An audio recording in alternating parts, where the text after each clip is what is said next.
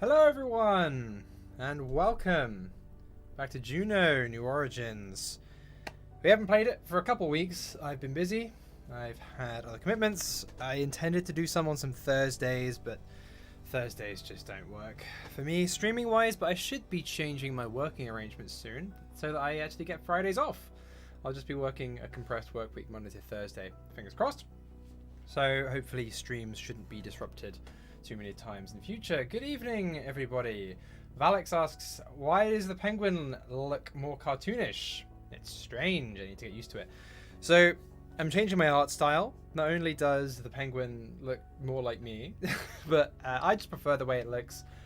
My partner's actually been doing the art, so she hasn't been a fan of the way that the penguin looks. To be honest, I haven't been a fan of the way it's looked for a year or so. I've been wanting to change it, and so she just redrew it because she felt like it, and then just kept drawing them, just didn't stop. So obviously, we sort of worked on the style of it. Hello, Corsaro's neutered. How's it going? I hope all's well. Hashtag Matt sucks. Thank you, Corsaro. You get your name at the bottom of the stream again because over there, because Streamlabs isn't having a stroke like it was during the last stream. But yeah, so I wanted to change the art style. We sort of worked on it together. Well, I didn't draw it. I just had pointers as to how I wanted it to look, and we arrived at something we're both really happy with. So yeah, it is a more cartoonish art style. It's easier to pivot into different situations. It's clearer in a thumbnail. A lot of people have been like, oh, you know, it's less realistic, as if a penguin with a beard and a spacesuit is remotely realistic in the first place. But like, oh, why are you going for a more childish vibe? And it's not. It's what actually looks clearer in a thumbnail. What's more distinctly a penguin as well. The previous one, no, you could mistake it for a pigeon. Whereas it's much more clearly a penguin. It looks a lot more like me. Yeah, I've been meaning to change it for a while. So I'm overhauling a lot of my art.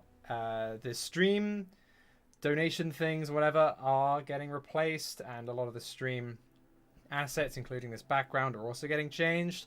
So hold your breath. We're sort of in the middle of a transition at the moment, but obviously working a full-time job, I only have time to do it a bit at a time. So people are joking on the Discord,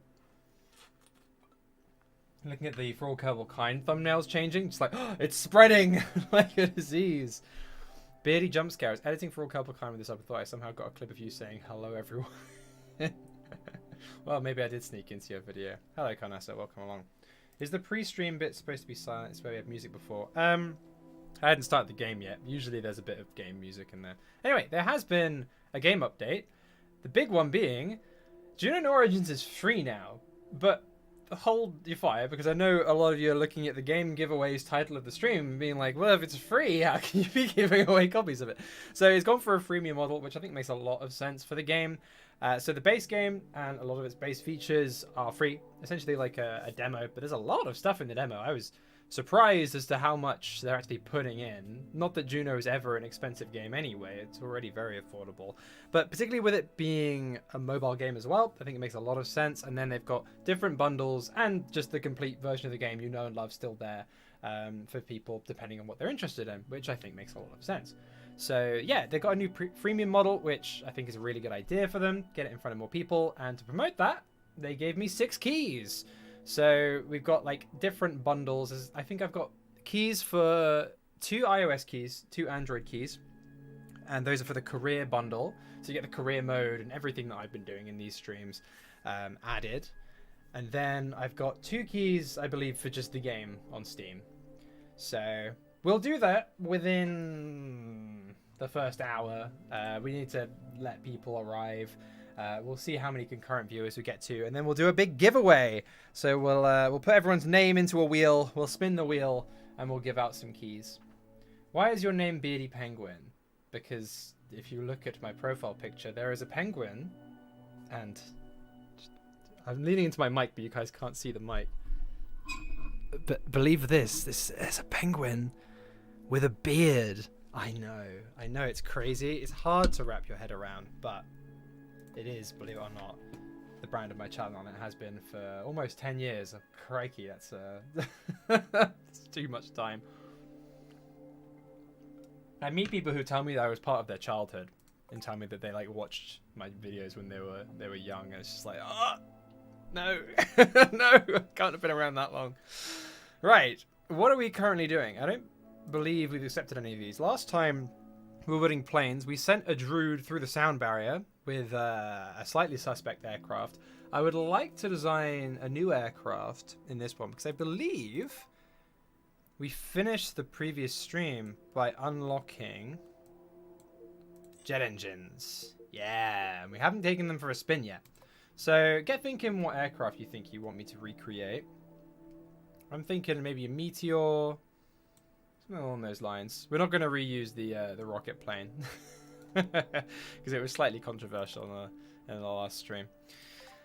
But yeah, here we go. So we've got a few different things we can do. This one's a race around the village itself, which I'm not too interested in. That's a speed thing again. What's this one? Go through the sound barrier. Okay, well we've done that in a rocket plane, but I think it'd be fun if we send a Drood through it with a jet aircraft. So let's go for it. Probably gonna base it off of. Oh yeah, this was our. It'd be a bit of fun. Okay. Right. What aircraft do we think we want to develop? Because I believe we have a cockpit. Yeah, we do. And we're not actually limited to that, but it does make things easier. But I've seen a lot of people in the Discord actually making their own custom cockpits and all sorts of awesome stuff. Mirage 3. Is that a French aircraft? Let's have a look. Mirage 3. Are you French? Yes, it is French. Yeah, it actually looks pretty simple though. We could definitely do that. Just a big tube. It is literally just a tube. It is a tube with a giant engine.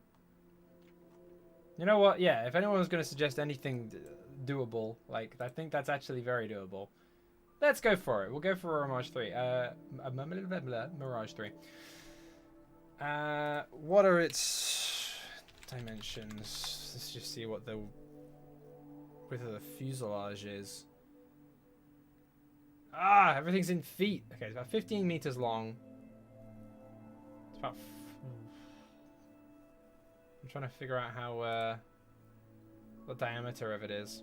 Don't mind me, just perusing technical documents on stream. Here we go.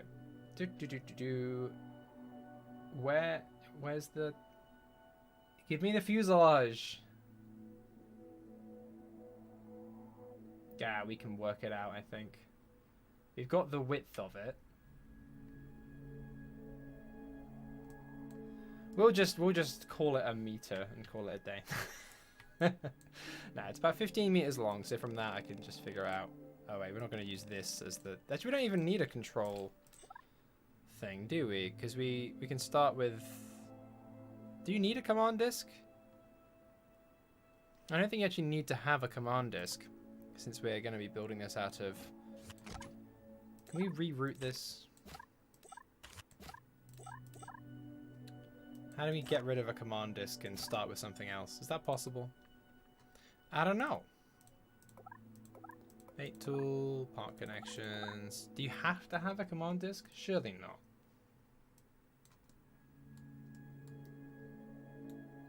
Gonna leak the Mirage 3 on War Thunder forums. As we know, War Thunder is not a game. It's a site for leaking highly classified documents. Need a command part, aka the cockpit. Okay. So if we slap the cockpit on, there we go. Now can we get rid of it? What can we set this as the root? How do we do that?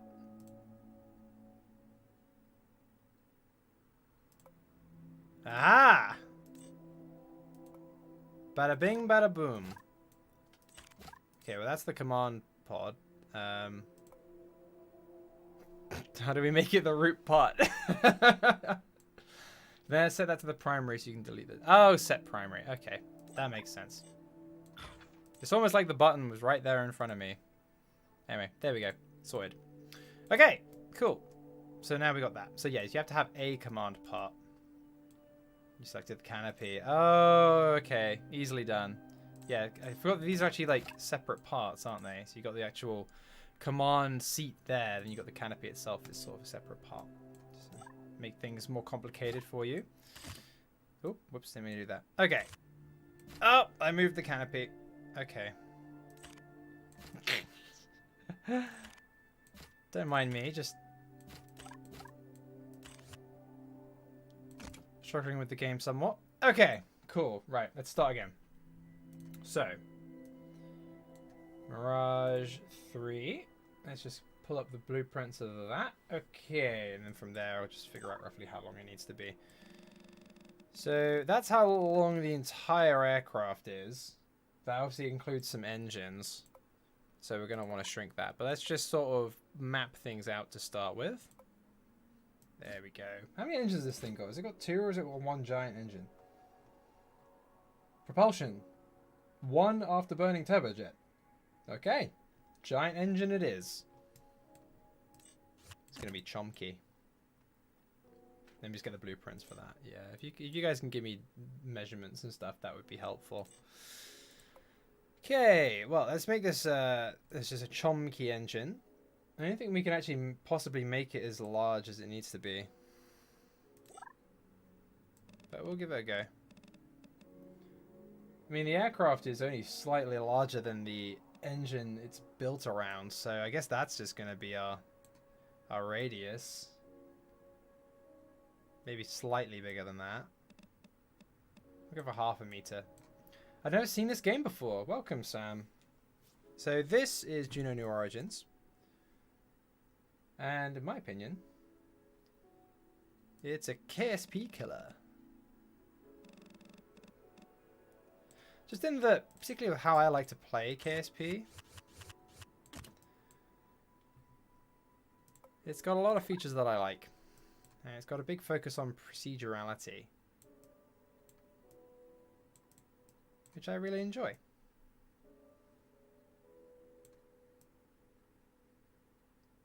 Okay, this thing has the intakes on the side, but otherwise it's actually quite narrow. I don't think this is even... Oh, I've moved the canopy again. Right. Oh, right, this is connected onto that, so I actually need to move this and then sort of reattach that, like there. Yeah. And then slap a nose onto this thing. This isn't going to be the the best recreation. I'm going to apologize in advance. But, you know, we can knock something up. It's reasonable. That's not too bad. Let me change the style of that. The tinker panel, no.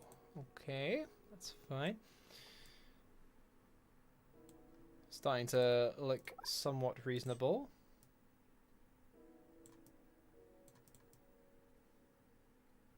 Is that about the right length? Looking at the shape of the cockpit. Size of the wings. Yeah, sure. We'll call it like that.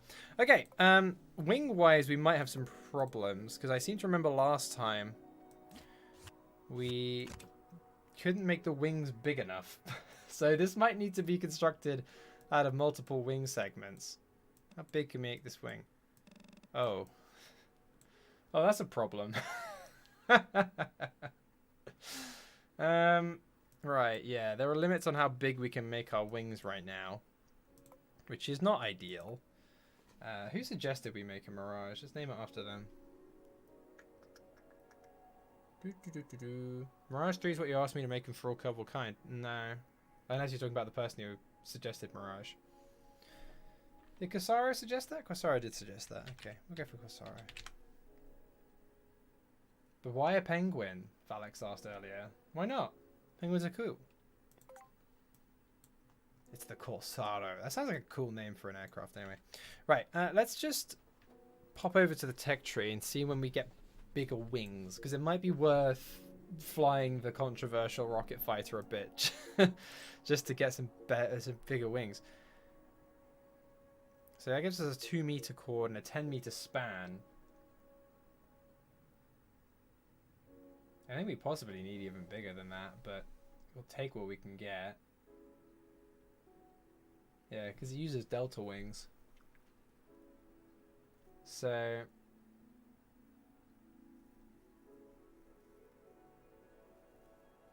Oh, you did. Okay, you suggested it. You brought it up to Conquest for kind. He's working on a TSR 2 and a Harrier though for this weekend's episode, so get excited for that. I'm not in the 1.3 beta deep, no, so I can't use that. But yeah, 50 tech points is quite steep.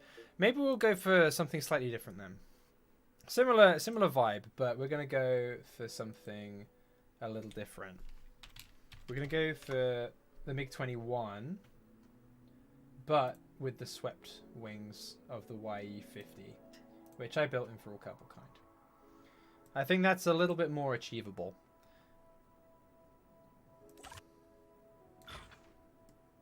Right, let's see how long the MiG-21 is. MiG-21 dimensions, just so the wing shape, because we just don't really have the wings yet. So it's about a similar length actually. Fuselage diameter is 1.24 meters. Hello, someone is newting. Paul's here. Great to see you, Beardy. Finally managed to do the 10 Kerbals to weave surface and back in KSP 2 on my subpar PC. Roll on Colonies update. Yeah, I haven't played KSP 2 since I did my last video on it. Honestly, I haven't really had much interest in playing it, if I'm honest. Fuselage diameter of 1.24, so we need to be 0.62 on the radius. There we go. Yeah, I haven't played it since that video. I just haven't had an impetus to play it really. I mean, obviously I don't have that much time anyway, but you know, I'm gonna stop tweaking this like that. I'm gonna just use the tweaking tools. But yeah, I mean, the only space sim game I've really wanted to play is, well, the original Kerbal with For All Kerbal Kind, all those mods, and then Juno. Honestly, it's just like all the stuff that I really wanted from KSP2. They went a very different direction to what I wanted from it, which I think is a shame. And so most of the stuff that I wanted from KSP, well, Juno's doing. So why would I not just use Juno, you know? We're going to turn this... No, we don't need to turn it around. We just need to shrink this a bit, because this thing's got an interesting shape. We'll do a little bit at a time. We'll do the main fuselage first, and we'll start tapering that.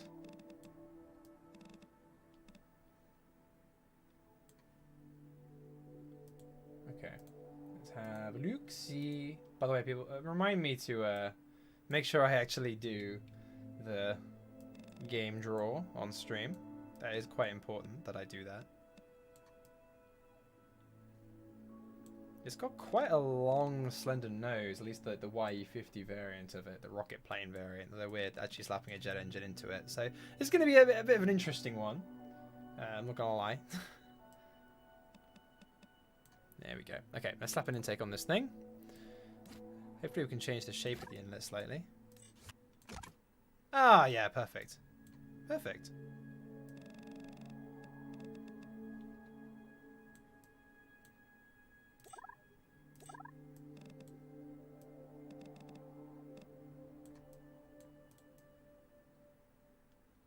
Cool. We might want to put a shock cone in there, because I think it had one.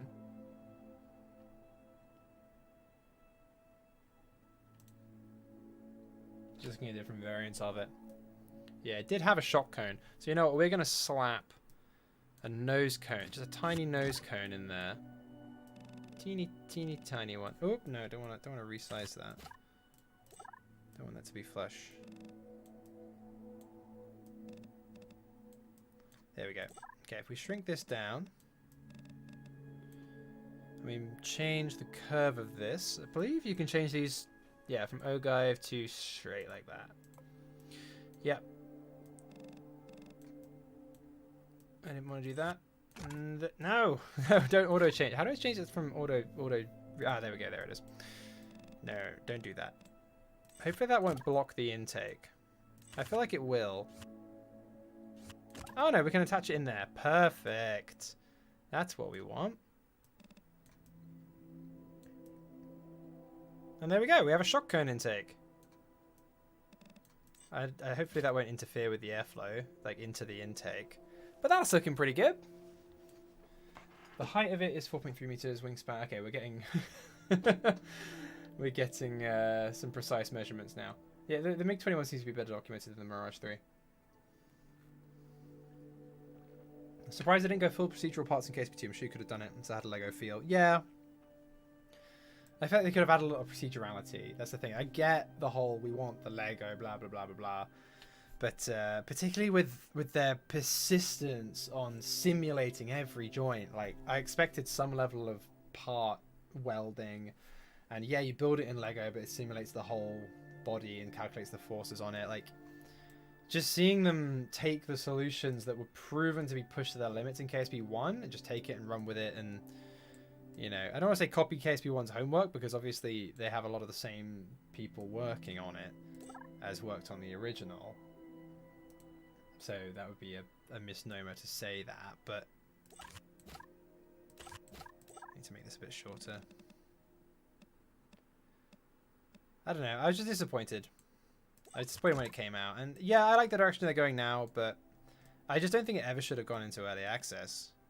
I just think it was fundamentally a mistake to ever have it go into early access. I mean, a AAA game in early access is weird, right? It is weird. It's a really very strange approach to take.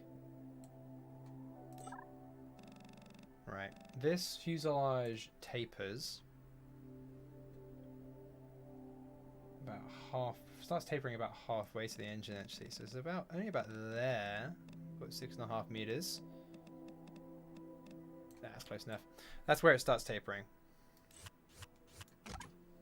So we're just going to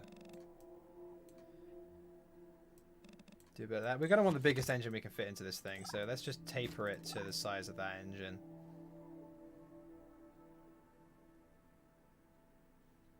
And that's when the aerodynamic surfaces start. Yeah. Have it be about that long. So what's the length of the entire thing? You're gonna tell me, game? How do I? Here we go. Is this one? Is its depth? Is it? So 13.5 meters. And this thing, in reality, 14.7 meters long, so we can make it a little bit longer.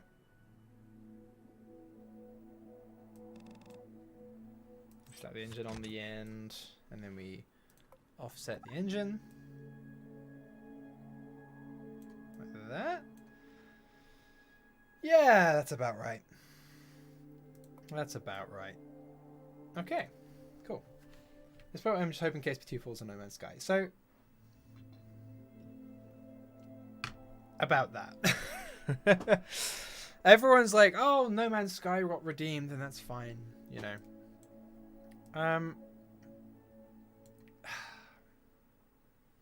No Man's Sky's player numbers still have never recovered to what they were when it started, and yeah, you'd expect that, but you look at them on like they haven't even come close. And KSP2's first day was more players than KSP1 ever had concurrent players. And so KSP2 had a chance to break into the mainstream. Like, there was a ridiculous amount of hype around it. And if they'd stuck that landing, like, it would be a household name. I mean, more so than it already is. And I just feel going with early access, and particularly in the state that it was, just soured the taste. And it secondhand sort of killed KSP1 as well. KSP1 views and interest had never been the same. For all Kerbal Kinds recovered, sort of as of more recent episodes. But yeah, I just think it was a big derp on their part. I don't think we can make these wings long enough. Oh, I don't want to do that. Yeah, this probably isn't going to fly so well. Why does that keep doing that? Don't do that. There we go. I think these have a bit more sweep than that, actually.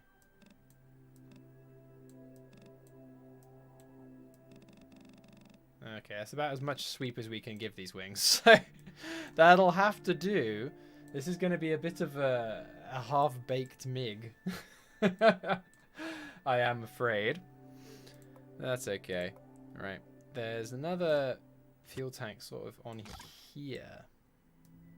Sort of like an aerodynamic surface, but I think it's quite important to have it. It's quite an important part of its look. Is this thing.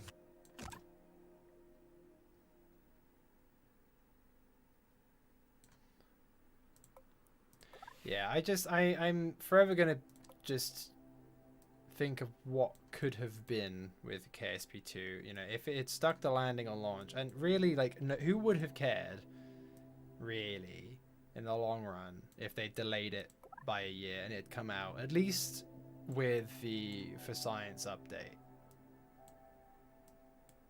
come out swinging. Just the whole discourse around it would be very, very different, I feel. So, as I said, I just can't help but think about what might have been, that's all. Had a chance to get a lot of new people into the series and into space sims in general, and I just feel like they didn't really realize how valuable and how important that first impression was. People go off first impressions. People have a limited amount of time. You know, to try new things, to try new games, try new genres, particularly.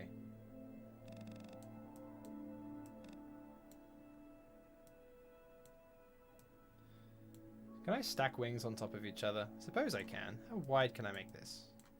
Not that wide.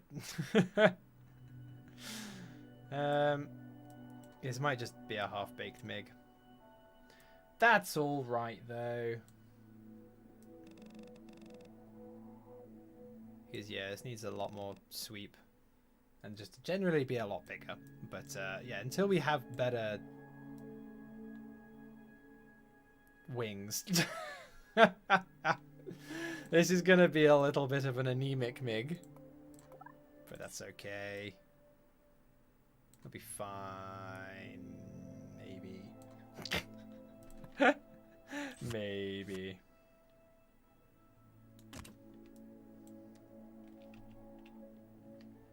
Disable the airfoil shape on the back part of the wing. Add a second wing behind it.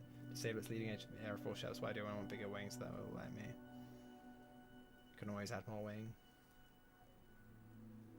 There's a mod that lets you have reference images called Designer Tools. That's pretty interesting. Okay, that might be worth looking at. Yeah, I've rambled about KSP2 long enough. I don't know. I feel a little bad about just appending more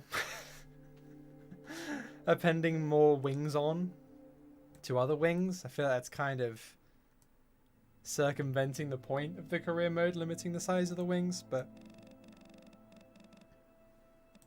maybe that's just me.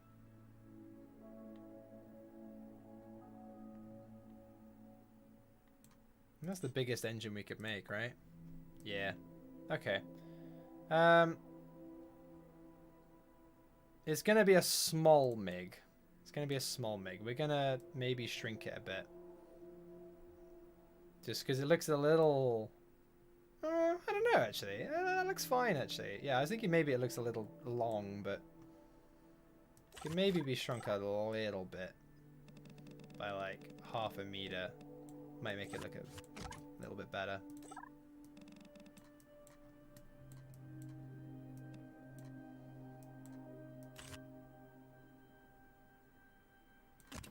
Yeah, that's starting to come together. It looks like a plane. It looks like a plane that would fly. Right, let's add a control surface to these. Add a control surface here. This is going to just be these are just going to be pitch. Those control surfaces are fine. This rudder, can I make it? Yeah, a little bit. Just so it's above the airflow over the canopy. That's fine. That's fine. These need multiple control surfaces. Oh, I can only have one. Okay, I guess you're just having one then. Sucks to be you, plane. pretty big control surfaces of this aircraft, actually. Okay, that's looking like a plane. Somewhat. Let's, actually, let's turn on the... Oh! There you go. We haven't actually put any fuel in it yet, but we are just going to do a few little tweaks. This needs some built-in angle of attack. We'll call it... We'll give it 2 degrees. I think that's a decent bet. Where's an image from the side? How low are the wings on this thing? We are also going to tilt them up a bit. Yeah, that's pretty good. Okay. They seem to actually be about the center of the fuselage on this, but we are just going to lower them slightly.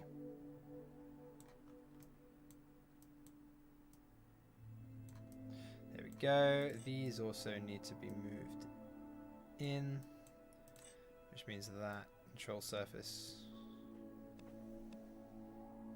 No, we'll leave that as is. Okay. I'm happy with that. That's coming together. MiG? What MiG? People are chanting for a wing on a wing on a wing on a wing, but I don't know. I just think it's against the spirit of things. Again, like, that comes back to KSP of, like, you make giant wings out of wing segments, and it's not really the spirit of this game. I'm going to try and comply with what the career mode's trying to make me do. I think that's a little bit more in the spirit of things. A little bit more sporting, let's say. Right, let's get ourselves some landing gear.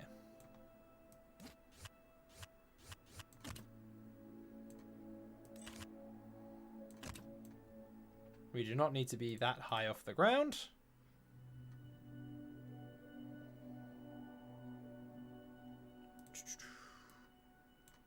But I would like the wheel to be a little bit bigger. A little bit chomkier, if you will. Can we retract gear yet? I think we can. I think we can retract it. I don't know, because on the rocket plane we just launched it off. We just let go of it as the real thing did. Yeah, I'm happy with that. Where was the gear on this damn thing? Is it out of the wings? It was indeed out of the wings. Okay. Yeah. So yeah, sort of tricycle landing gear arrangement.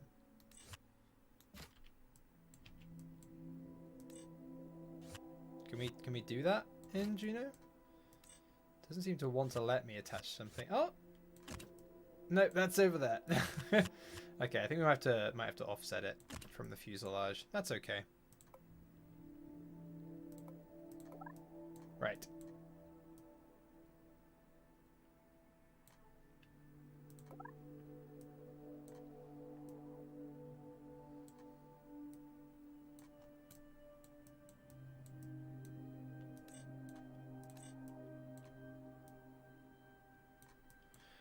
Let's also make these wings. Oh, I accidentally opened Steam. Whoops. I don't think that overlay shows on stream, though. No, it doesn't. Okay, that makes things a little better. Let's make these wings as thick as we can. Thick wings. Thickest of wings. There we go. And then these obviously need to be a little bit longer.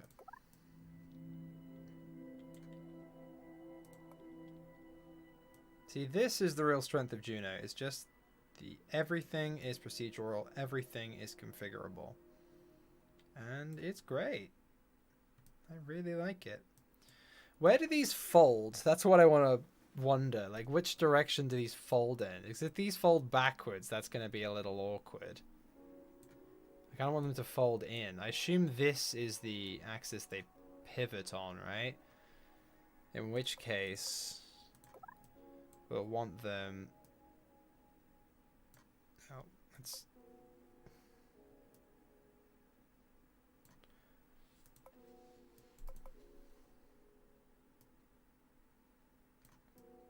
more like that.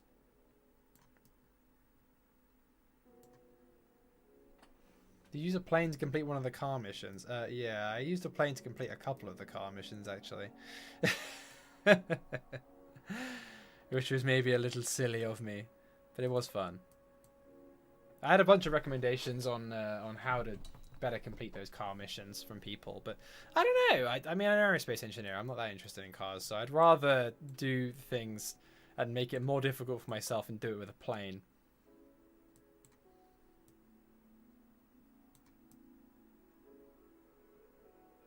Yeah, that's good enough. Then we need to just give them space to be able to retract. Like that. Okay, cool. Then we just rotate the wheel around. Which I assume we can do. No, that's the wrong way. Wheel settings. Additional settings. Tinker panel. Height offset. Forward offset.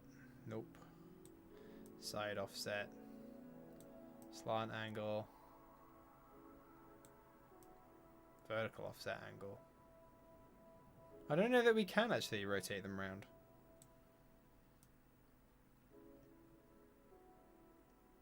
How do we make sure that they fold inwards? That's a question. Well,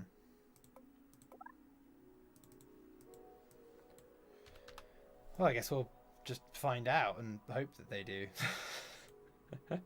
Actually, probably want them to be the other way around, don't we? Oh, that was the wrong one.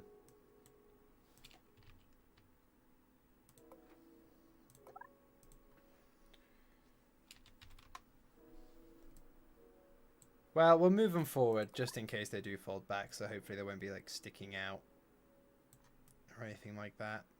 Then again, the center of mass is there, so we kind of do need them back there. Need to be behind the center of mass, or it's going to roll backwards. So yeah, okay, we'll see if we'll see where they go. Oh, wrong way. Like that. There we go. We'll see what happens with that. Anyway, let's fill this thing with some fuel, because right now I don't think it has any fuel in it. So this first one, I assume this engine just runs on kerosene, right? What do you use? Oh, you can change the. Okay, well we haven't unlocked any yet, but you can change stuff on these. Bypass ratio 0. We want this thing to be as inefficient and raw powerful as possible. Not that I think we can't even. We haven't even unlocked bypass ratio. Okay. Oh, afterburner. Oh, we haven't unlocked it. Okay. This is becoming a bit of a trend. I assume it uses kerosene, right? It must do. So let's slap some kerosene in this bad boy. Oh, it's jet fuel. Okay, it's literally just called jet fuel. Cool. How much delta V does that give us? A vacuum. We don't want a vacuum. There we go. 30 kilometers a second. And that's enough for 20 minutes of flight time. Yeah, we'll put a little bit more fuel in here. Oh, this one already had jet fuel in, I think. Yeah, okay. Just this one needs to have it added. Okay, cool. That might fly. Maybe. I don't know if I have enough power to get off the ground if we put that much fuel in it. Got enough fuel for half an hour of flight time. Maybe it'll be okay. I don't know. Let's paint it and let's find out. Then we'll do the free games. We'll do the giveaway. Right, let's have a look at a couple of different themes. Is there just a metal one?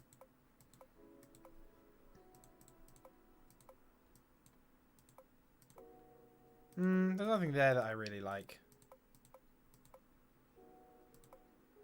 We'll do a custom one. But first things first, we need to change the actual textures on these. So, texture. We want it to look like the actual thing, which just had a smooth metal skin. So, I don't know if we want to actually, yeah, just have it be smooth, like that. And color it, because it's just smooth metal, if you look at it.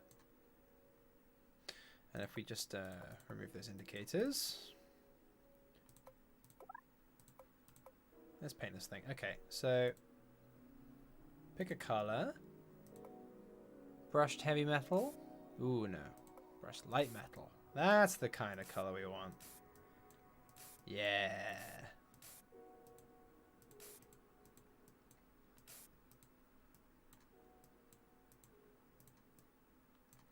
Okay, and for the trim, okay, we don't want that trim.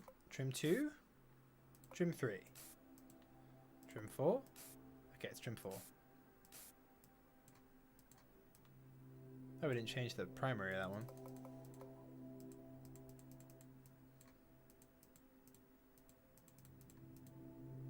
Well, let me click on it.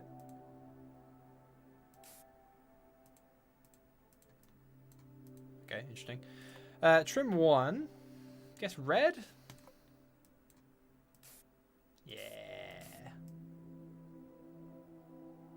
Cool. Ah, there we go. It's trim 2. We needed. Okay. Cool. Okay, I didn't want to do that. I didn't want to do that. There we go. I guess the primary color. What is the? Ah, it's that one. Okay, cool. So give that red. Ooh. Yeah, now we're cooking. Oh, I didn't want to do that.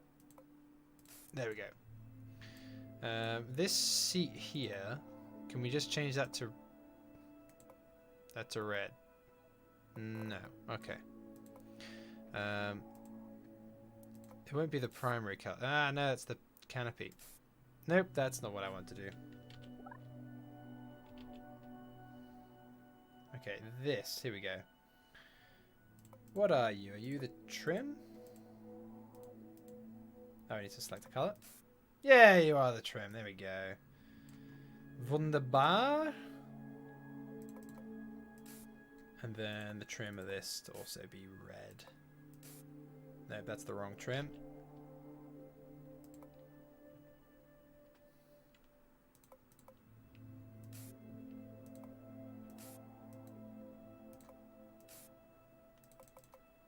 There it was, trim 1. Nah, we'll leave that metal actually, I like that. Okay, and then just brush light metal for this little shock cone as well. And we need to change the texture on that. And we have ourselves, ladies, gentlemen, and everyone in between, somewhat of a MIG. Not quite a MIG. But we'll see what happens. We'll see what happens. Let's slap a Drood into it. And send them towards the cosmos. Off we go. Yeah, this might work. Sure. It'll be fine. What's the issues? It's too tall. Oh. That's interesting. We haven't exceeded that one before. I guess we just make these landing gear a bit smaller? And make the tail?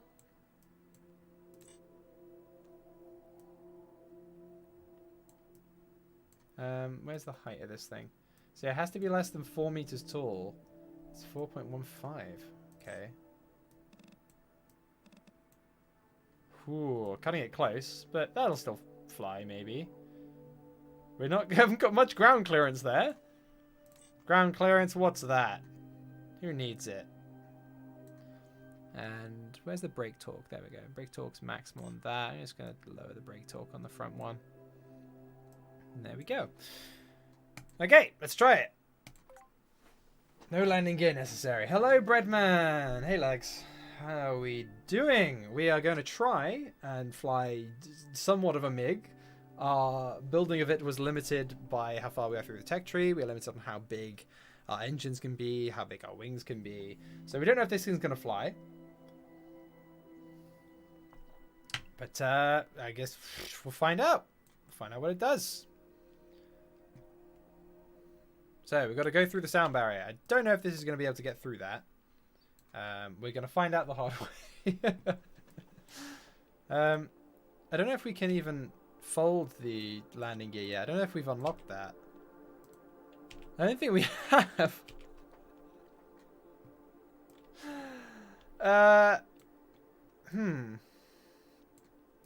Well, let's launch it. See what happens. I think the Drood on board is going to die. Let's check our control surfaces.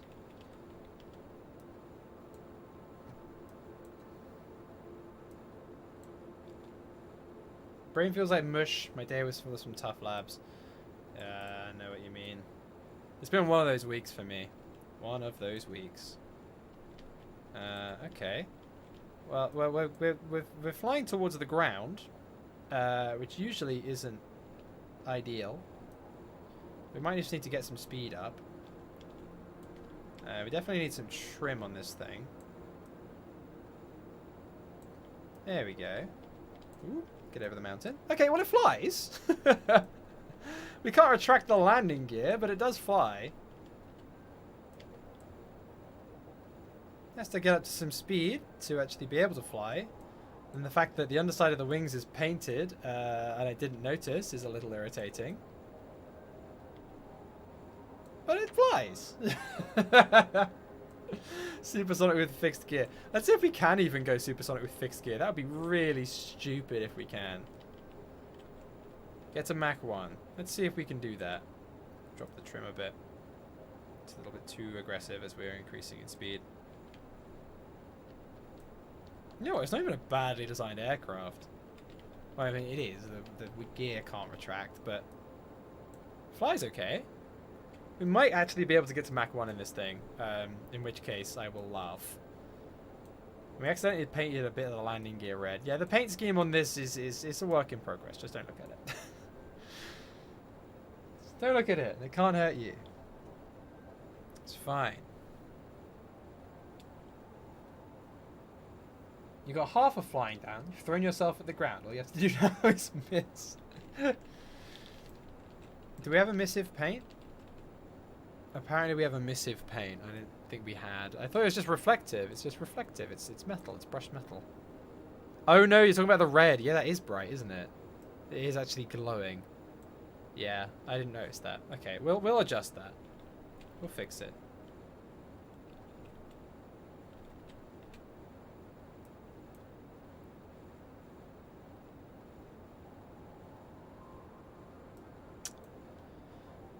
Something tells me this thing isn't going to go through the sound barrier.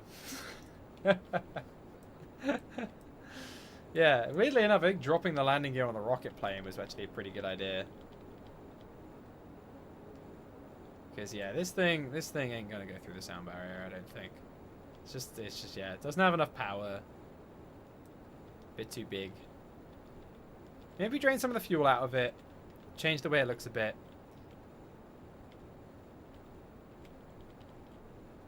When do we get retractable gear? That's what I want to know. You know what, let's just dive and see if we can get through Mach 1. I mean, we have to stay under 15 kilometers anyway, so just go into a shallow dive and see if we can get through. This apparently still classes as flying horizontally, so we'll take it. This thing actually wants to pitch up now. Does need a little bit of trim. Another one falls victim to the gauge colors. Yeah, well, you can see the thing from space with the glowing paint, can you? It's, I think I gave this a little bit too much built-in angle of attack. I think we did 3 degrees. It probably doesn't need much more than a single degree built-in angle of attack, because it really wants to pitch up when you get some speed going. Oh my goodness, are we actually going to get this through the sound barrier? This doesn't deserve to go through the sound barrier. Come on, a little bit more. A little bit more. We've got much... Oh, that's a mountain. Come on. Come on. Come on. Through the sound barrier or you die. Hold it for 1 kilometer. And brake! Hey! We did it. This plane is so bright. Aim 9's lock on PVR. Well, we got it through the sound barrier with fixed gear. That's dumb. That is really stupid. But also kind of equally hilarious. But now we just need to bleed off all that speed. Yeah, it flies well. I think we brush up the paint scheme a bit. We get an afterburning turbojet. We get folding gear. This thing will be alright. What I want to do at some point, and I think I've spoken about it, is I want to get over to that drone ship or one of the other bases and get some tech points. You get so many tech points for visiting those, and we're building planes and stuff anyway. So I think that'd be worth it. But before we get onto anything else, we are going to land this plane, and then we're going to do a giveaway. We're going to do some giveaways with everyone in the chat. Where are you going to land it? Well, we're going to try and land it over there. I might just quick save real quick in case we screw that up. But we really need to bleed off a lot of the speed. This thing flies, like, really well. Like, I'm trying to bleed off speed and it just refuses. I think with a more powerful engine, this could definitely be made a lot heavier. I could put a lot of fuel in this thing. Where's that up there? There's a thing. I'm going to start the engine again. There's a thing up there. I saw a thing. What is that? We'll just buzz the tower a little bit. Hey everybody, don't mind us. Flying supersonic with fixed gear. There was a thing on the mountain. Where was it? There. What is that? It's a couple of little tents. And some shelters? Oh. A live thing reaction. You've got Beardy's live reaction to a thing I found. Well, I had never noticed that before. I don't know if it was there before, but there is indeed a thing. I don't know if you get any points for landing at it. Probably not. It's only there, but again, to get up there from the Juno village would be quite an impressive feat. Anyway, let's bleed this speed. Having the thin swept wings is very good for going supersonic, but if you want to do a sudden bank and have this thing be a little bit more maneuverable, you really want to go for delta wings. Alright, this can't actually fly below like 100 odd meters per second, so we're going to have to land this at a relatively high speed. Oop. Yeah, we're still way too fast. We're going to break off that. Okay, we'll go the other way. There's a mountain that way.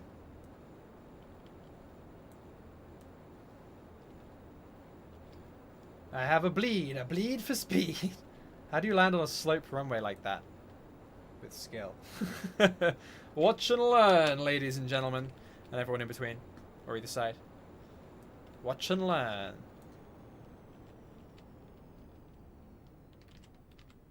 As I quick save. Step 1, quick save.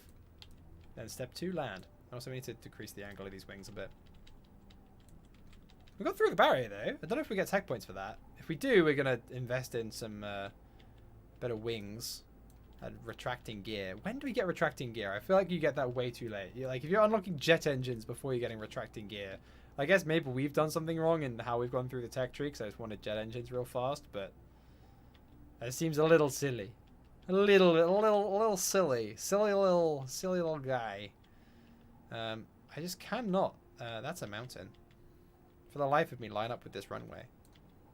This turning on this leaves a lot to be desired.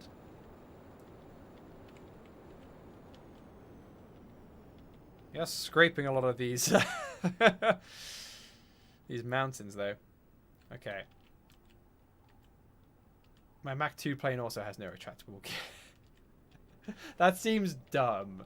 Retracting gear was invented for the Spitfire and the Hurricane, right? Like, early on. As soon as you're getting this far in, you should be able to retract your gear. Okay. I think we're reasonably well lined up to lose speed here. Yeah, okay, this is pretty good. Just need to flare. So we cross the threshold and bada bing, bada boom. We're not braking fast enough. Uh-oh.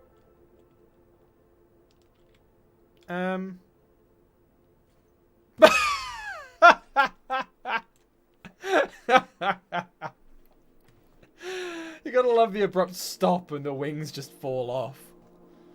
Well, any landing that you walk away from, as they say, is a good one. Lego disassembled.mp3 indeed. Well, that plane wasn't too expensive. I'm sure the flight paid for itself. We didn't kill the Drood. That's what's important, so it's fine. Cool. Mach 2, next one. So I don't think we got any tech points for that. No, we did not. Okay. What does give us more tech points? None of these ones. None of these are progression ones.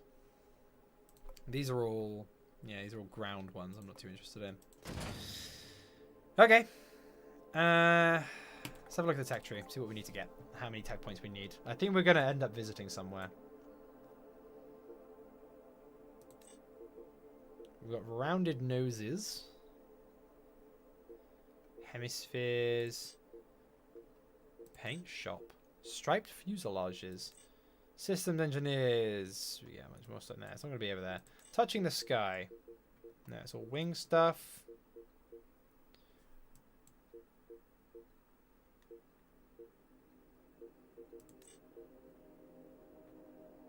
Things unfold. No. Static electricity. No. Racers. No. Surely it has to be in the aircraft stuff, right?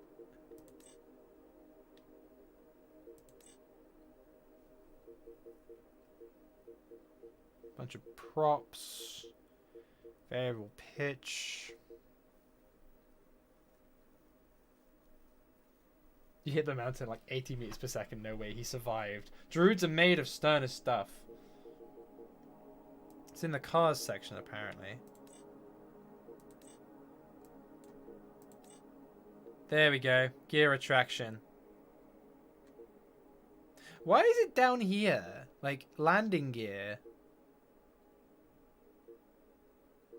Over in the car stuff. I guess wheels and such, but... 85 tech points to get retracting gear. That's rough.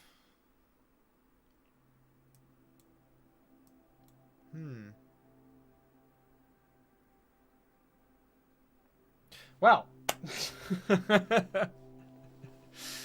What do we fancy doing? Do we think we'll investigate one of those other sites? Because I believe we've got a few to visit. So we get 100 for the drone ship if we make it to the drone ship. We've already on to the Bliss ground station. We've got a couple of other ones, but we have to do multiple. The drone ship is really where we want to go. We could, obviously, you're supposed to ideally land a rocket on that. But if we flew an aircraft over to the drone ship, we could get all the retracting gear we want. Problem is we'll have to fly there with no retracted gear, but I think it's doable. You know what? I think we'll actually do that trip a lot better. You can see the ground air seed speed rewards. Sea speed rewards. Okay, let's have a little look. We'll go back to it.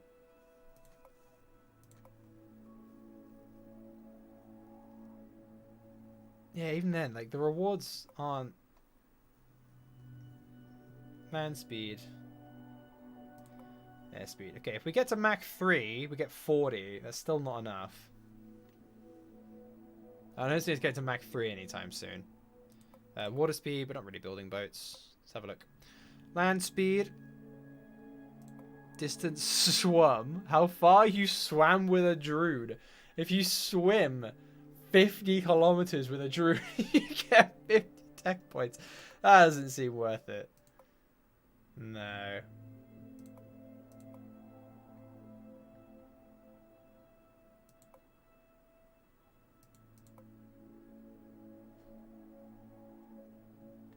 one for climbing to the highest point. That's interesting. How many craft I get there? Centricity above 1. How many craft have reached? Yeah, none of these are really going to help us. I think drone ship is what we're going for. You can refresh the contracts by doing that. Okay, have a little look.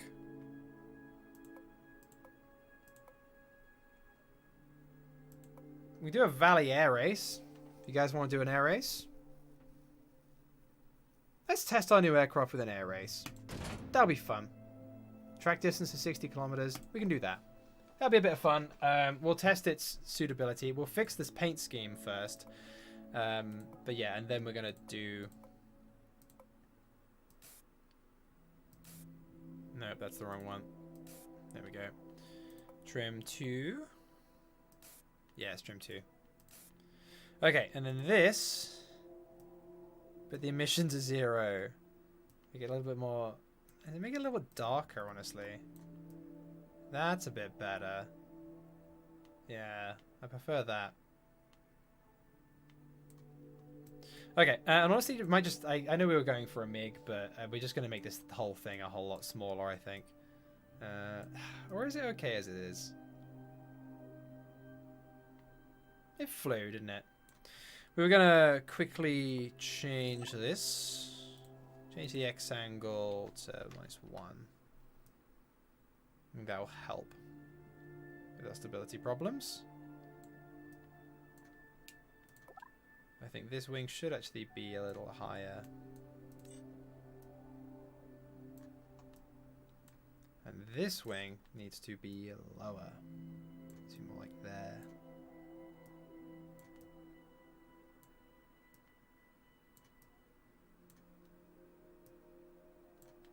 Okay, and then can we paint the engine?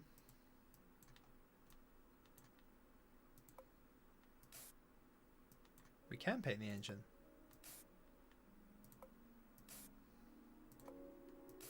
Aha! Now that's cool. Nice. And we have a plan. Anyway. You think chat is frozen? I mean, it's just appearing on screen for me. So I think we're fine. Cumulative, so you get 10 plus 20 plus 30 plus 40 plus 50 by the time you get to that distance. Right, so you get tech points as you go. That makes sense. So it's not just when you achieve that milestone. You need something that can turn to do air races. Well, we can assist with that by just making these control surfaces a little bit chonkier. I didn't want to do that. No, let's just reset that to what it was. There we go. They don't need to have this much. Oh, I don't want to do that. There we go. There we go. That will help. With that particular dilemma. I didn't actually want this to be painted red.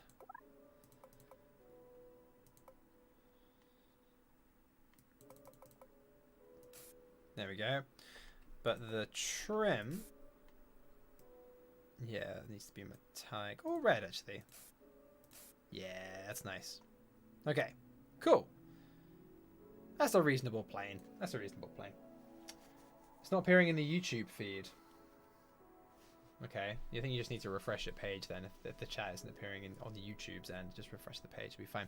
Anyway, let's do a giveaway. Let's do our first 3. We'll do another 3 later on in the stream, but we'll do our first 3.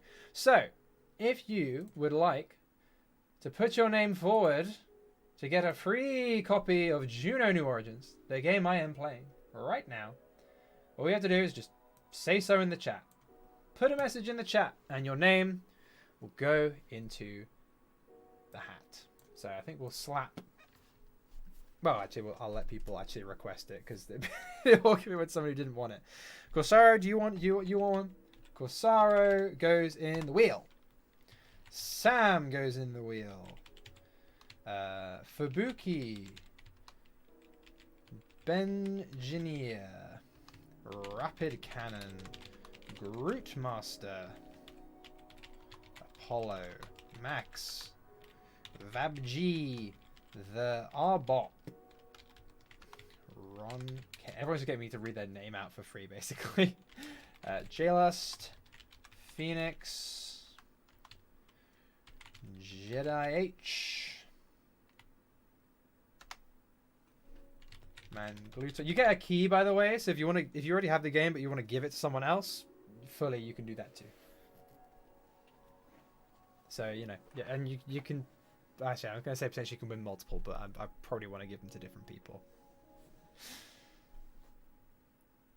I just said VABG. Is it Vabga? People say it that way. Is that correct? Cool. Okay, I think everyone who wants a copy has put their name in. If I didn't read your name out, I think it's put a square in as well. There we go. If I didn't read your name out, then let me know. I'll do another draw later on. I'll do the first 3 now. I'm a bit quiet, apparently. I think just turn your stream up on your end, because it's all balanced well on my end. It is pronounced as VABG. Okay, cool. I was saying, do people call it Vabga? I'd imagine that's how it gets read out as, right? Okay, that's a good number of names. So we're going to spin the wheel.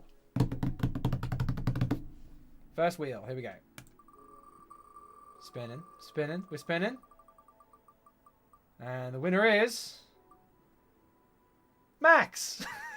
Hey, there we go. Max is the winner of the first spin. You hear the little applause from the wheelofnames.com. Okay, Max, if you just want to at me, are you in the Discord? I assume you're in the Discord. Yeah, do you want the Steam key, the iOS key, or the Android key?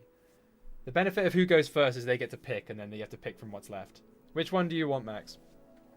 Because there's one of each. So, which platform would you like it for?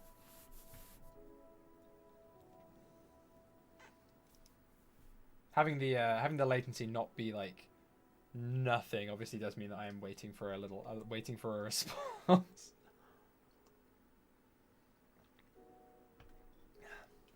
Yeah, if you want to at me on the Discord, I can send you the thing. Steam key. Have over 1,000 hours in this game. I have to think you give it to, right? Okay. But yeah, Max wants a Steam key. Okay. If you're in my Discord, if you're not, well, join it, I guess. But just ping me in the Discord. Say, hello, Max. And I can send you that over. That's probably the easiest way to do it. Or I can actually, if there's something tied to your... Actually, it'd be pretty better. If there's an email tied to your YouTube account, that would probably be the better way to do it, wouldn't it? Otherwise, someone else could just be like, hi, I'm Max. Yeah, I'll just head on to... Yeah, do go in the Discord anyway, I think, and just say hi. But I'm trying to see if I can... Maybe I have to go onto the actual YouTube page, I think, to go onto your particular channel. I'm just going to get these off on a tab just so I can not forget to do this. I'm about to load my own stream while I'm watching it in the watch page. There we go. I might hear my own voice for a second. Oh no, that's an ad. Okay. Okie dokie. Go to channel. Boom. There we go. Right. I'll send you an email if there's an email attached to that account. Cool. Right. Next up. So we got the iOS key and the Android key going next. And we'll do another draw later because we've got 6 of them.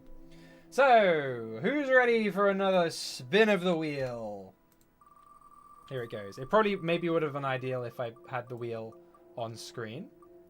I'll do it for the next one. But the next winner is Rapid Cannon. Congratulations. Rapid Cannon, you have got yourself a copy of either iOS or Android Juno. Which one would you rather have? Let me know. And I will send it to you. The invisible wheel isn't visible. Yeah, sorry about that. I could just be saying any name right now and nobody would know.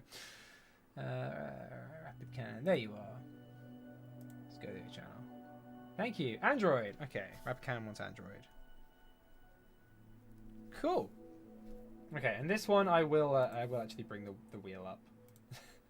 I'll remove rapid cannon from there so we don't have people winning multiple times. I've got all these stupid tabs open. Okay, let me just change the focus. That should work. Aha! There we go. We have a wheel, everyone. We have a wheel. Invisible wheel is invisible. I've removed your name from it. That's why it's now on Group Master. We're gonna spin it again. Okay. Can you emulate iOS on Android? Right. Let's spin this again.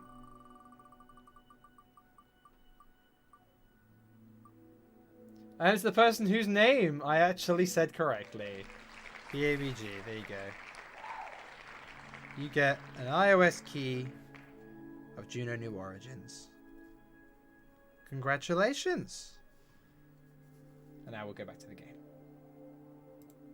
So yeah, I'll email that over to you. If I just go and find your channel, go to channel. There we go. Cool. Right, so we're going to play for a little bit longer. We'll play for another hour, and then we'll do another draw where there's another Steam key, another iOS key, and another Android key up for the grabs. Congratulations to our lucky winners. Right, let's do an air race in this thing. I think it's capable of doing it. There wasn't anything else I think I wanted to tweak about it. I think I'm pretty happy with its performance all in all. Yeah, that'd be fine. Let's do this thing. I think this aircraft's possibly quite expensive, but we've got loads of money. So blowing up the first one, it's fine. We're just not going to worry about it. 10 bollocks says bro doesn't have iOS. VABG, do you have iOS? Do you have an iOS platform? I'd feel a little bit awkward if you didn't, but unfortunately, those are just the keys I was given. So you do have okay. That's good. That's good then. That makes me feel a bit better. Yeah, if you didn't, I'd feel a little awkward. Like I said, these are just the keys I've been given. I didn't. Yeah, it would be ideal, really, if I could have had some winners. People could request which platform. But it makes a lot of sense since they're promoting the new freemium model and everything. They want to support and provide keys to lots of different platforms. It makes a lot of sense that they wanted to do it this way. But we are doing a bit of a nosedive. A big old nosedive. Ooh. Okay. Okay. Oh, that's not good. We didn't move the wings after adjusting the angle of attack. Let's pretend that one didn't happen. The wings need to go a little further forward. Ooh, yes, quite significantly actually.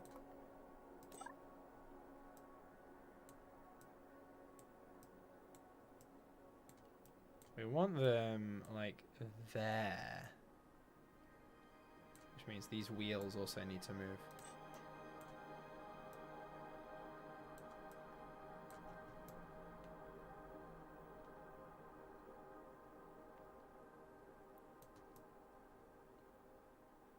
This plane looks way too long now. I think I might just shorten it. I know I was doing a replica of something, but yeah, this needs shortening, really.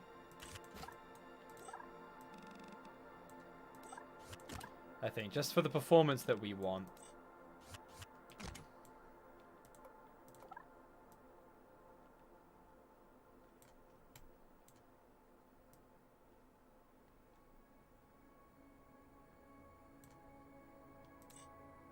There we go.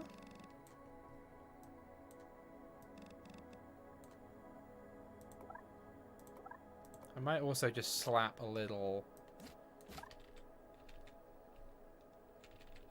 nose cone on there.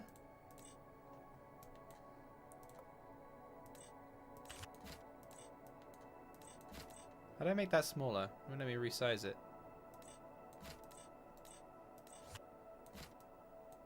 That's weird. You gonna let me stretch it? Apparently not. That's strange. Let's try that again.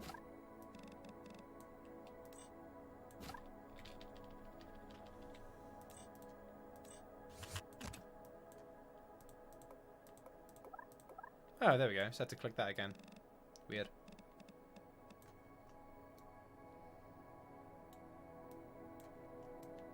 Just putting a little end on that because it looked a little strange before without it.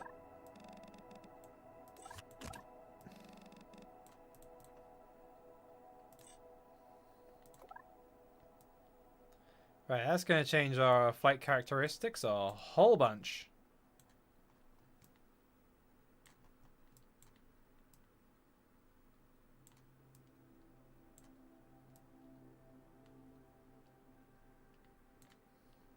Those wings need to move again. So yeah, the plane's got a lot smaller. Oop, whoops.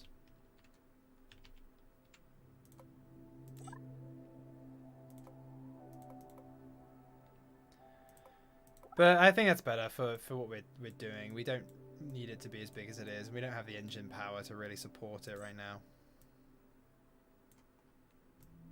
I think that's a much cuter, more compact aircraft anyway, right? So we'll stick with that, I think.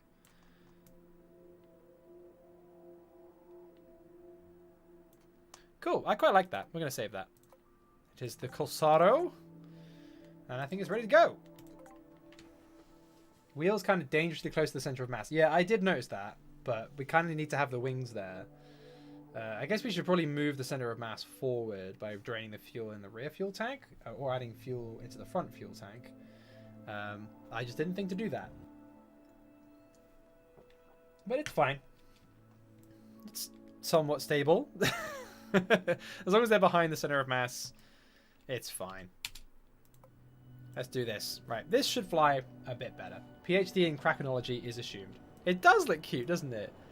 It's a little dinky MiG.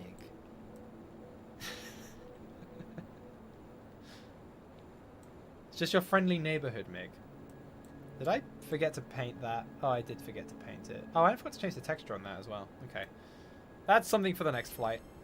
At least it actually flies now, though. It needs a bit more speed. I think it's still a bit too heavy. Yeah, it doesn't quite have enough power to gain a bit of speed. But yeah, that flies okay. It's quite cute, I think.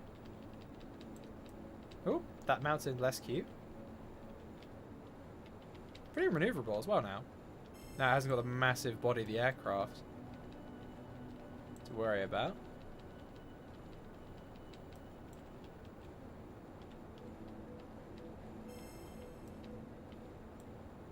Yeah! I want to fly this view. Here we go. That makes things a bit more interesting.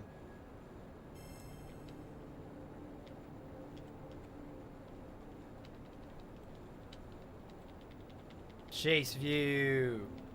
We're in a Top Gun movie. Just without retracting gear. But yeah, I wonder if this thing can make it all the way over to the drone ship. I mean, I'd be surprised. It doesn't have that much range, I don't think. How much burn time do we have? And it says we have an hour's burn time. You know, I reckon we could probably make it.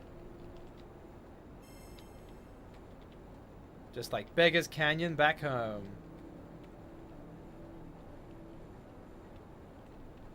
This is a bit like Beggar's Canyon, actually, isn't it? Woo! That's less like Beggar's Canyon. Yeah.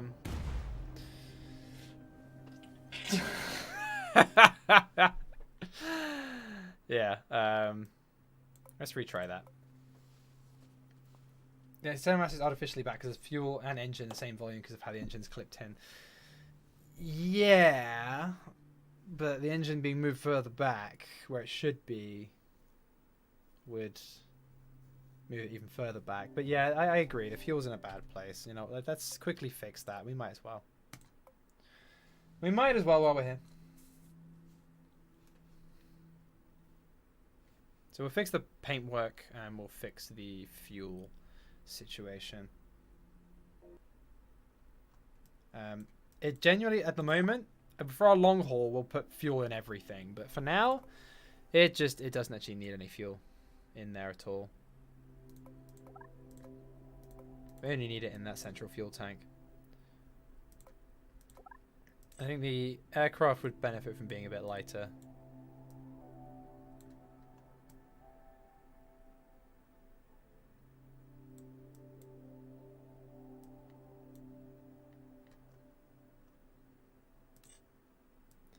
These landing gear are still going to be a little close to the center of mass, but they're comfortably behind it. So I think that's fine. Right.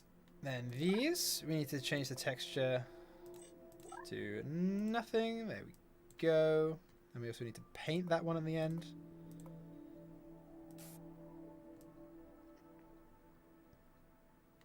Okay. And what else were we going to change? There was something else, wasn't there? Oh yeah, the actual cockpit is got a white paint scheme on it, I think.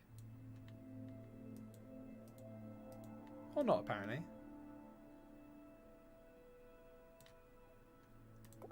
If I just take this thing off, we can... Oh yeah, it is white. Okay. There we go. That's better. Put the cockpit back on. Okay, that's a little better. We'll save that. That should be fine. We'll give that a go. You can always mount gear to the tail fin for a true behemoth spacing between nose and tail gear. Yeah, so the gear on the tail is good for stopping tail strikes, but you don't want to be relying on that as you take off. It's actually going to prevent you pitching and taking off. But yeah, a small bit of gear on the end to prevent a tail strike probably would be a good idea. Yeah, I am inclined to agree. Obviously, the center of mass moves. The wings need to move too. But ideally, these wings would be a lot more swept, but this is the maximum sweep we could give them. Okay, let's give this another go. And then after this one, I think this aircraft will be pretty proven, and I think we'll be ready to take it over to the drone ship. We'll have a little flight. We'll have a little chat. While we're flying, we'll probably do the other draw in another 10-15 minutes or so of the other copies of the game. But thanks for watching, gang, and I hope you enjoy your keys, or whoever you give your keys to enjoys them. Little reward for sticking with these streams. I enjoy them. I enjoy doing these streams of an evening on a Friday, and I'm looking forward to progressing through Juno and, well, exploring the rest of the Juno system. A lot of people have been like, "Oh, okay, so when are you gonna, install the Real Solar System mod?" Because everyone knows I love that in KSP, and install the realism stuff and get a for all Drood kind going, but I need to get to grips with the base game first. Like, I was only able to do for all Kerbal kind and do Real Solar System, let alone RP1, because I had so many years experience in the game. Because I was able to jump into it without very much experience in RSS RP1 and still give it a 9 a run for his money. But I think that's too much of a leap in a game that I'm still not very familiar with. Like, until I've gone through the entire tech tree, and I know... Okay, we're going a little fast, actually. We're going to cut the engine. And I know all the tools in the sandbox and the editor that I know I have to play with, and I'm aware of what mods are available and what things I even want to mod, what functionality doesn't already exist in the base game. I wouldn't be able to do a series like that justice. That's just my thinking anyway.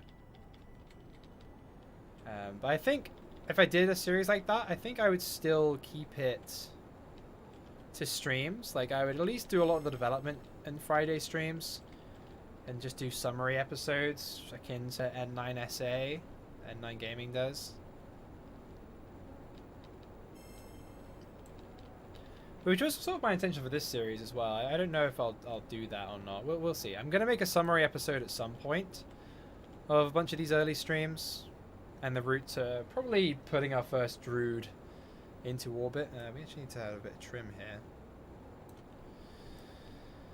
I think the wings can go a little further back. But yeah, that route to getting that first Drood in orbit, I think, might be a fun sort of summary video. But I think I'd really want to condense it. Like, it would be a whistle-stop tour of all the funniest moments.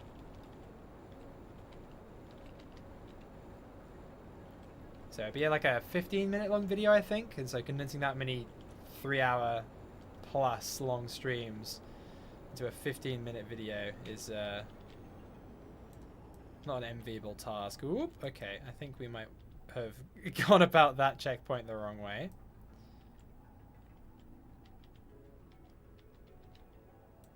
But we got plenty of time. I don't know if we're going to make this loop-the-loop. I thought we're going to fly into the ground here. Oh no. Oh no. We're good. We're good. Where is checkpoint 13? No, it's that way.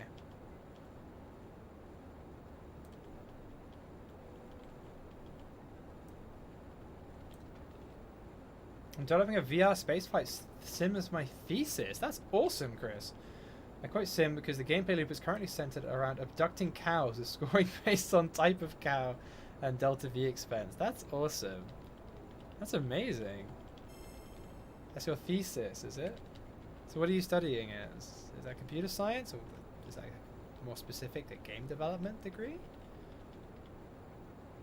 Or is it a thesis? Would that be doing a PhD? Because I've seen the term thesis thrown around for a lot of different qualifications. I only mentioned it to you so you can all laugh at how incredibly out of my depth I am. Film school. Yeah, you're right, it doesn't make sense, but follow your passions. Because you're taking film tropes, right, and making a sim based on it. But I am surprised that that's applicable to a film qualification.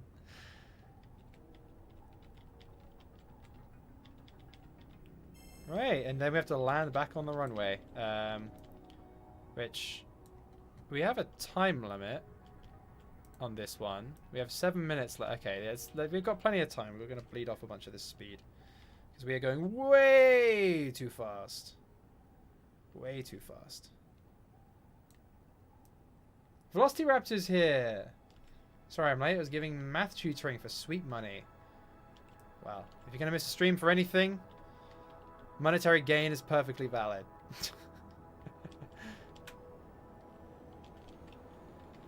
I won't repeat that in an episode of For All Kerbal Kind because I'm role-playing as the Soviet Union. I fell into the project by accident.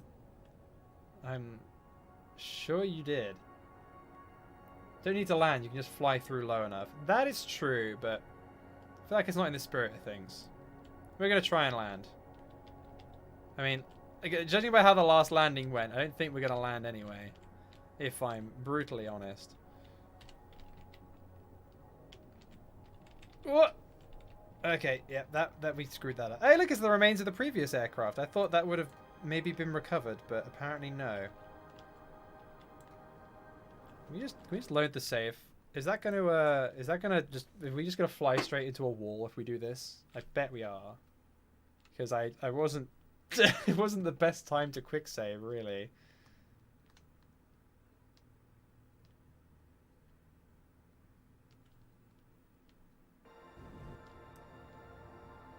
Whoa!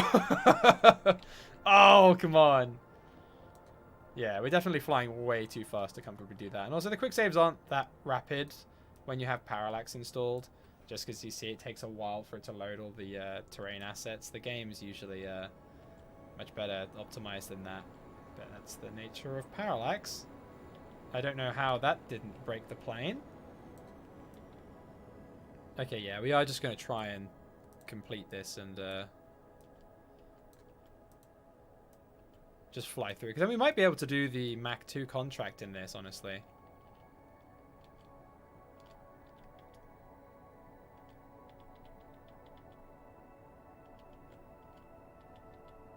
Ah, no. Okay, let's try that one more time.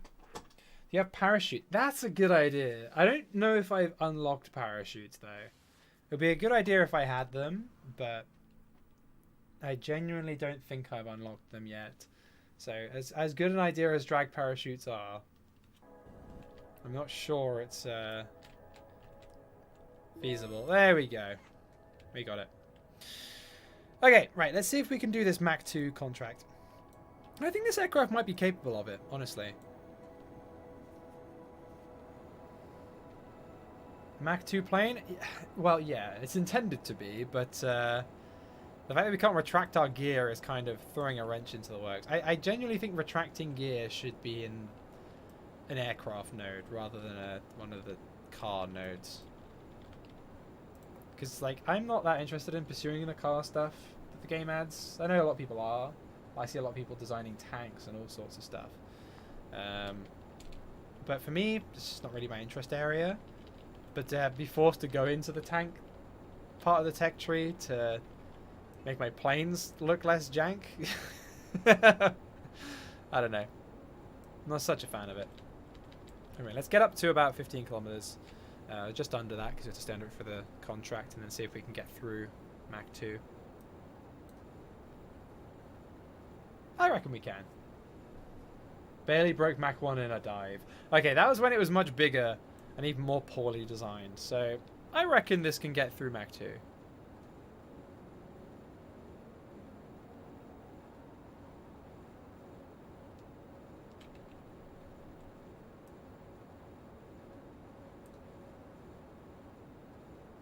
I love making stuff like tanks and ships and all that. Very fun making stuff as detailed as possible.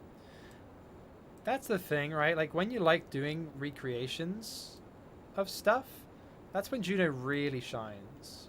The full procedurality. Because that's when KSP starts to look really janky. KSP looks great when you're using parts as intended.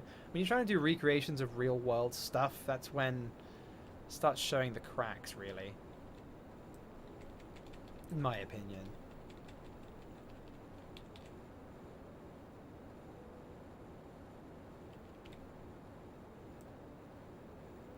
Right, let's see if we can get through Mach 1. I'm pretty sure we can.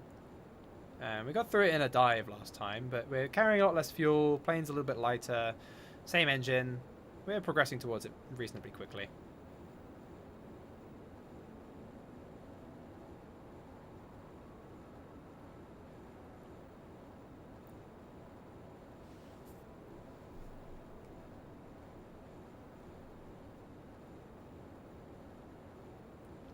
So I don't want to use time warp because I feel like it'll judder the plane off, you know?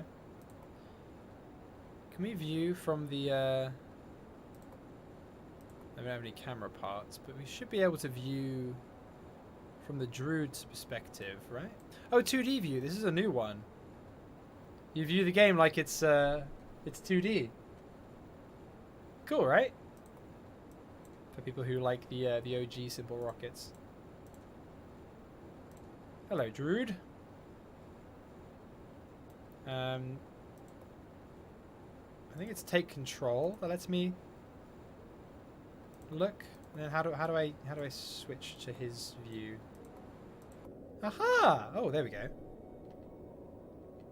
Yay!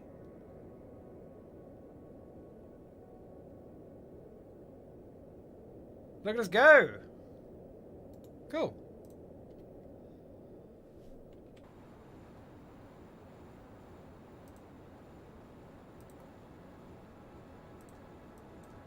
I think there is a hotkey for switching command pods, but I don't know what it is yet.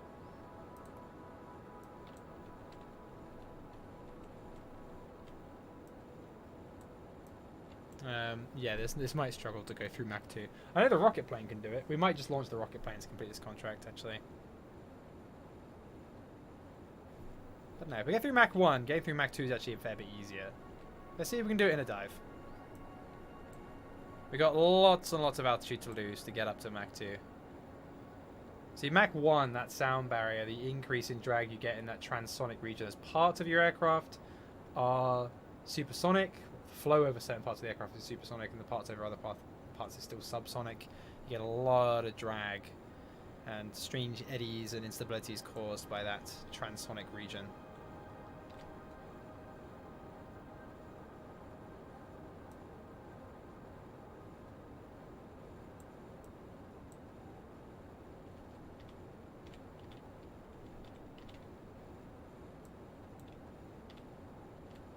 But yeah, something tells me this thing is not gonna hit Mach 2.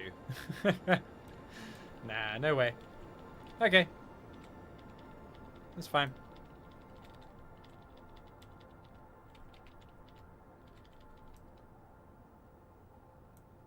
We're just going to ditch it in a field, actually. I can't be bothered to go back to the runway.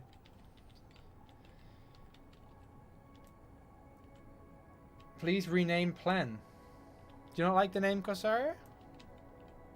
Would you rather I called it? Have to bounce. Thanks for joining us, Chris. I was able to catch a few minutes from the stream. Cheers all and cheers, BD.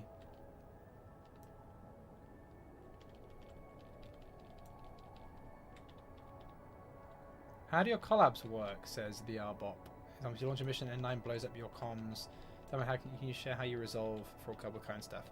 So we have separate save files, which is necessary because we have our own career progression. We have our own tech trees, our own funds, and everything. And it's literally as simple as when I launch something, we put it on a little channel in our private Discord server. I put the segment of the save file, which has that vessel and where it is, whether in orbit or landed, and I plonk that little section of the save file in there. And what N9 does is when he reaches the date that was launched, he just copies that and he pastes it into his save file, so it appears in his save file.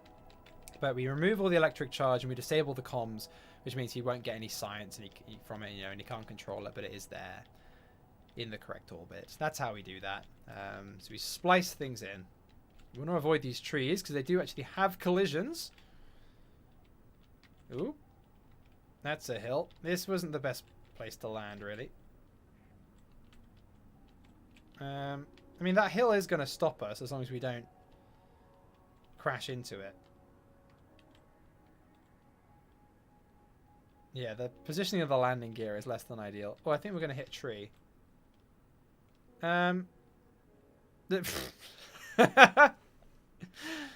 landing you walk away from, I guess. Cool. This thing costs 4.3 million. Crikey, okay. Yeah, blowing up the first one, I think, cost it... Wow, we got 55 tech points? Where'd that come from? Where do we get that?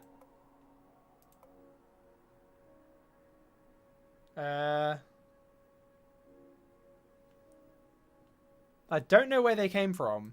We didn't complete something that gave us tech points. I genuinely don't know where we got that.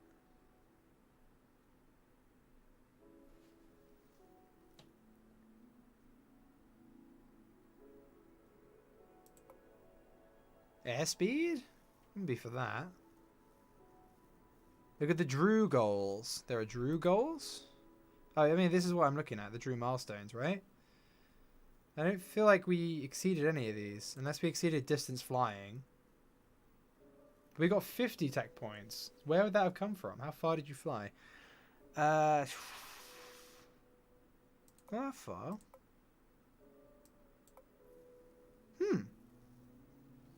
I am not sure where that 50 tech points came from, but I'm not going to look a gift horse in the mouth. It might have been... No, it wasn't money spent.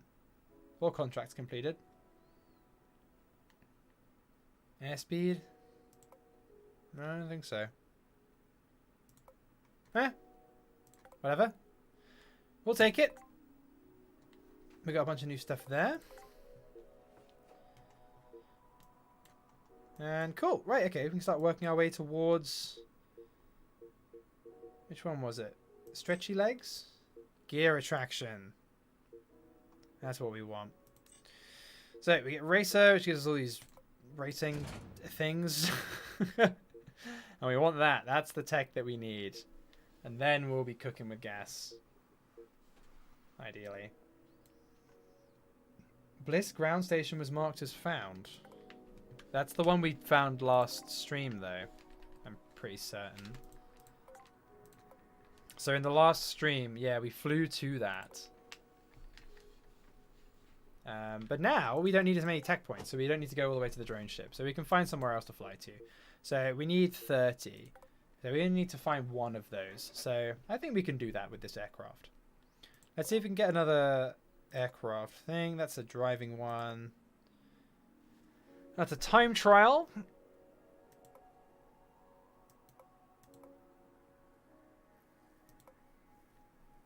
Yeah, you know what? I think we're going to load up... Kasara, did you say what you wanted me to change the name to?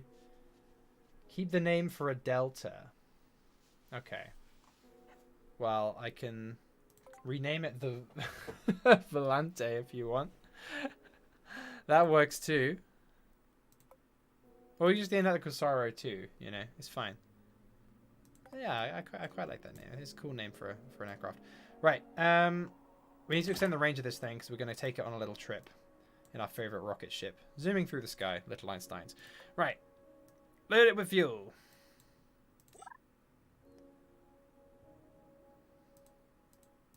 Jet fuel. Jet fuel. Jet fuel. This thing is going to be heavy. And we're going to need a little tail wheel. Just here on the end. Leg shape.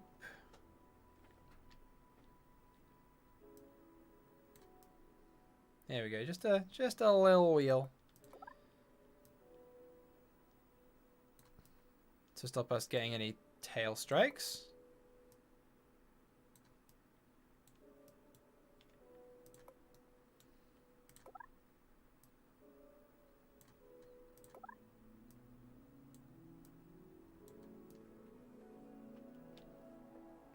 That should hopefully help. Did I miss the giveaways? No! We did one round of giveaways. We're doing another one in 15 minutes. So you are just here in time for another round of the giveaways. So don't you worry. You are here in time for us tweaking an aircraft to make it a little bit longer range. And we're going to see if we can get it all the way over to another one of these sites of interest.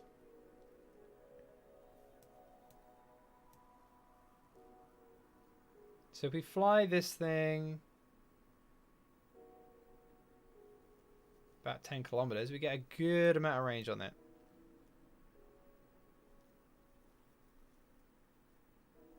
Yeah. Any other tweaks we needed to make? I think we were pretty happy with the design of it, right?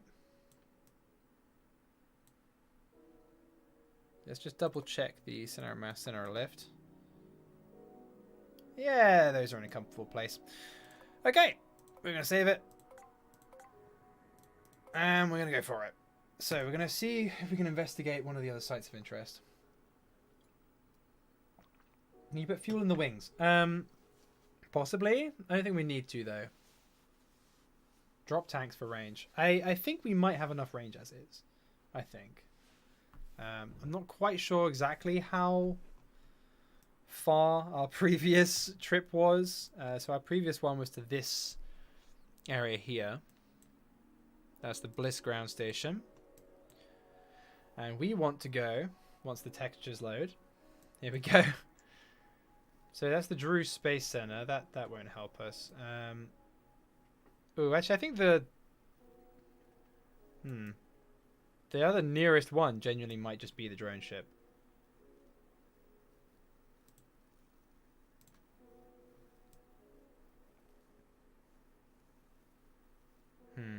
Yeah.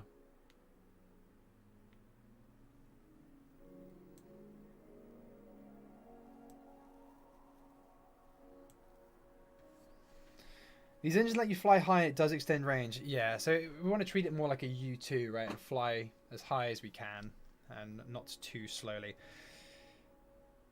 Things you don't have to really land on them. As long as you, like, touch them, you've discovered them. So we're going to go for the drone ship.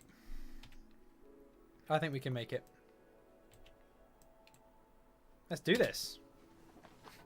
To the drone ship we go. Wait until the next morning so you have to do the landing at night. Well, no, I think we should get there before sundown. Oop, we sort of tripped over the end of the runway there. I didn't put steering on the wheels.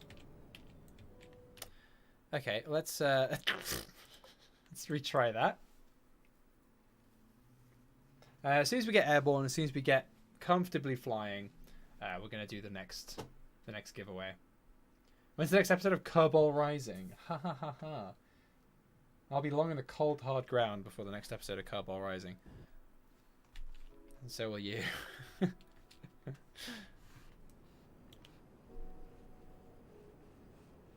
Particularly if you keep asking where it is.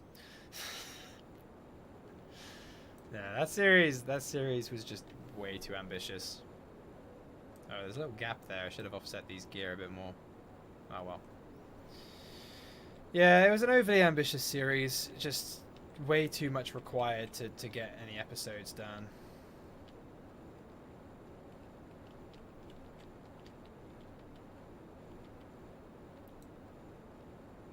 Far too much effort per episode to just be feasible to keep on top of.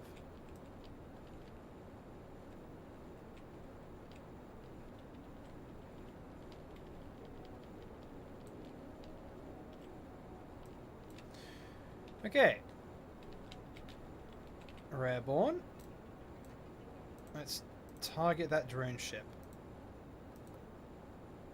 Does that set it on the on the nav ball? It's southeast. Oh, this thing doesn't want to. Oh, it's because I turned the autopilot on. That's why. So that's this way. I want to say. Yeah.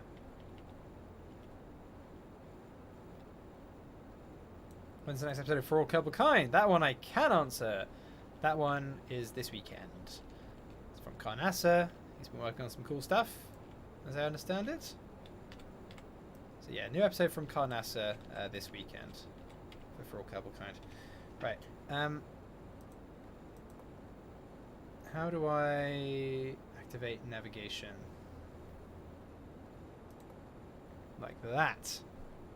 There we go. Aha!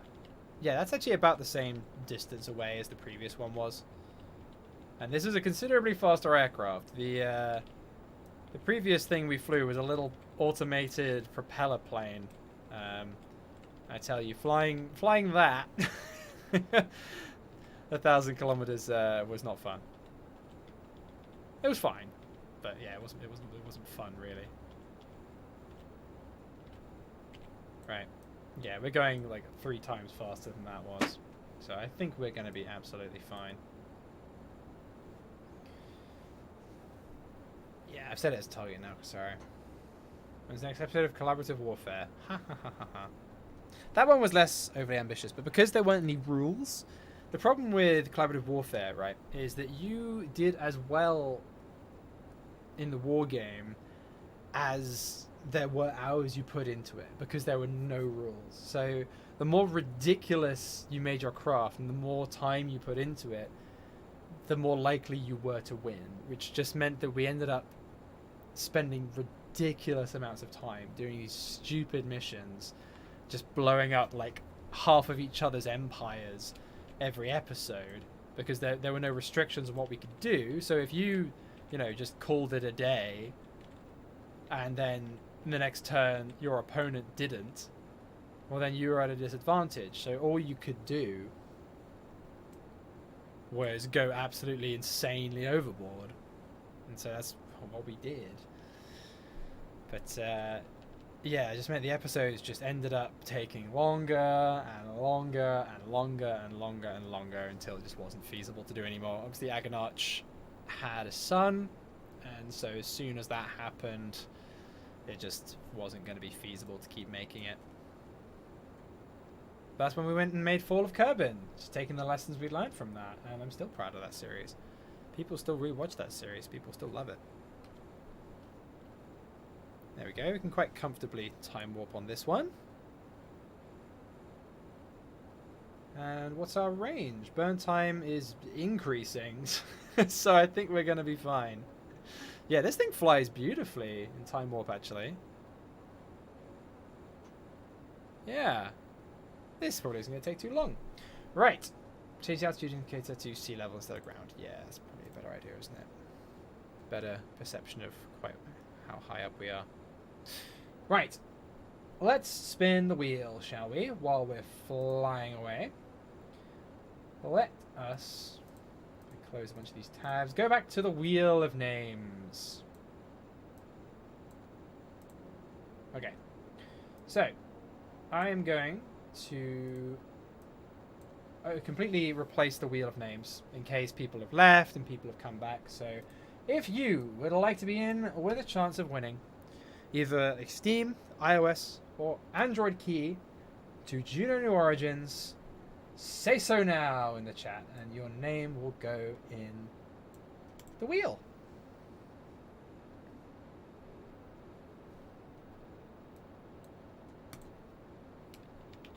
Velocity Raptor, Corosaro, still wants one, Groot Master, Babuki, Elite Cereal, the Square. So I said say so now, and everyone's saying so now. Ha ha ha! You're hilarious. We got Dankster Paws, Avian Eagle, a friendly Starbase Worker, Amanda Klist, Roni Christian, Miguel, Diabop,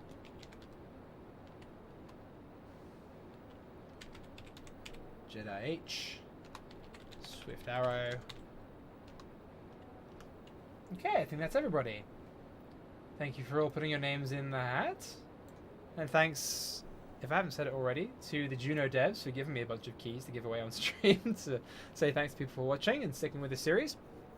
Let's spin the wheel. I'm just going to quick save and we'll leave that flying because it's not really doing much. It's very stable on autopilot.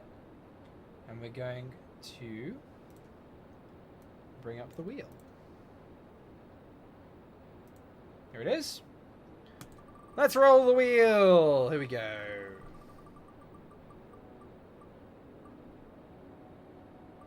The Arbop! Yay! You get to choose. Do you want it on Steam, Android, or iOS? Congratulations.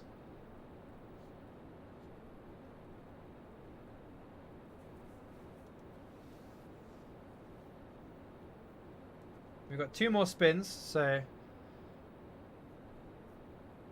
keep your breath held. Woo! What platform do you want it on? You get the choice because you're first. iOS, Android, Steam. Which would you prefer? Steam. Yeah. I assume so. It's my platform of choice as well. You get mods. You can get parallax and the like as well. Okay, let's spin it again. We're just going to remove Arbop from the wheel. And let's spin it again. Spinning for iOS or Android. Ironi Christian. Congratulations. Do you want it iOS or would you rather have Android? I'm glad that these streams don't get like... They get a good number of people watching them, but not like the absurd number of people that watch my KSP streams, because it just would not be feasible to do spins like this. I'd have to actually write some code to do it.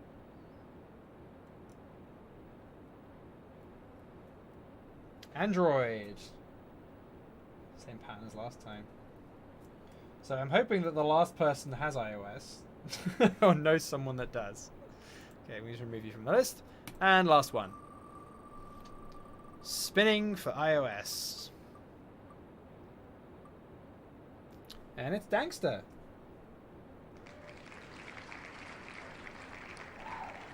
Congrats.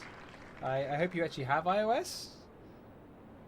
It is a cozy number of viewers. That's the thing. Like, it's enough people to have an active chat, to have an active conversation, but you can read the chat. It's not so fast. It's just blasting by, which does happen on some of the For All Kerbal Kind streams. Even it just so happens I already have the iOS version. I know someone that does. So this this is for the career bundle, I believe. But yeah, if you know someone that you want to give it to, then feel free. It's yours to do with as you will. Let me just add those 3 people. Make sure that you got an email tied to your YouTube account. Let me just put the game back on. There we go. So yeah, make sure you have an email tied to your account so that I can email it to you. That's Gangster, Ironi. There we go. I'm just pulling the channels up. And the Arbop. Congrats. Alright. We can close that wheel of names now. Okay, cool. Back to playing Juno. And look, we're already halfway there. And we're a little off course, but that's okay. That's just because we're getting closer. The ground, actually, I like the atmospheric scattering. KSP2 is like only just added atmospheric scattering because Blackrack joined the team. But look, Juno, it's straight out of the box. This game really is beautiful sometimes. I think the only thing it ever suffers from is like low-res textures, but that's obviously because it has to be cross-platform, right? Obviously, they've got a lot of options for you to beef things up if you have beefier hardware, but it has to be limited in that it has to be playable on mobile devices. So it's very understandable, but considering the fact that it's playable on mobile devices, it looks great, right? I mean, it looks incredible a lot of the time. And I think with the craft, like, they can sometimes look a little flat unless you put the effort into detailing them yourself. But I like that side of things. I mean, you watch Full Couple Kind, you know I'm a fan of procedurality. I went too far up. Ah, we're still flying at a good old speed. There we go. Just lock attitude, I should say, not altitude.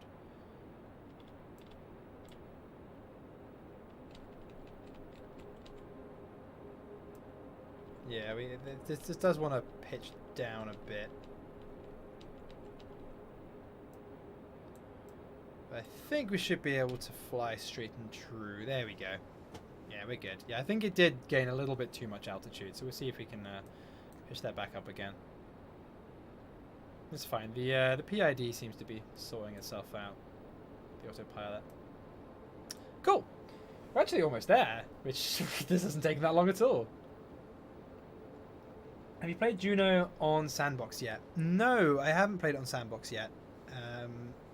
Just because I think Sandbox is a really good way to slowly learn the ropes and have the parts introduced to you piecemeal. I intend to complete the entire tech tree in the career mode and land a Drood on, well, if not a Drood, at least land and have explored every planet and moon in the Juno system. That is the plan. So we should see everything that the sort of stock game has to offer before we start playing with mods. And we should also see all the parts the stock game has to offer before we start playing with mods as well. So I think it's a good way of learning the ropes. And I think that the same thing of KSP as well. I think it's like a soft tutorial. Obviously there are actual tutorials embedded in its career mode, unlike KSP1, but you get my point. Did you send the code off yet? I don't see if I got it. No, I haven't sent them off yet. I'm sending them off when the stream finishes, because if I started writing emails on stream, that wouldn't be particularly interesting. Yeah, so as I said, just make sure you have an email tied to your YouTube account, and I'll email the code to you as soon as the stream finishes, which will be in about an hour. And then do with it as you will. Oh, important thing to note, you have to redeem it in the next fortnight, I believe. They expire in the next fortnight, so you need to redeem them soon. You can't just hold on to it forever. They do expire soon, so you need to redeem them within the next 2 weeks. I need to specify that fortnight means 2 weeks. When I first said that, I think it's the first episode of For All Kerbal Kind, I was like, oh yeah, these come out every fortnight. And people was like, fortnight? What? The game? It's like, no, like 14 nights. It's... Apparently it's somewhat of a British thing. So we should have the Drew Space Center south of us. I can't quite make it out, but it is over there. I'm quite happy with this little plane, actually. We've got a lot of fuel left as well. I mean, obviously we really loaded it up with fuel, but we've made it almost a quarter way around the globe. I think it probably could make it a quarter way around the globe. Could maybe, if we beefed it up with some drop tanks, even reach the South Pole. That might be something for a future stream. Right. Let's begin our descent.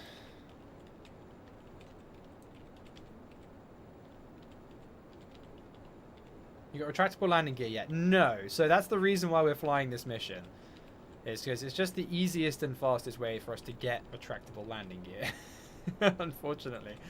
Is to fly aircraft to different milestones. And these different points of interest across Drood. So we're doing this so that we can get sort of all the plane tech we need to do fun plane stuff.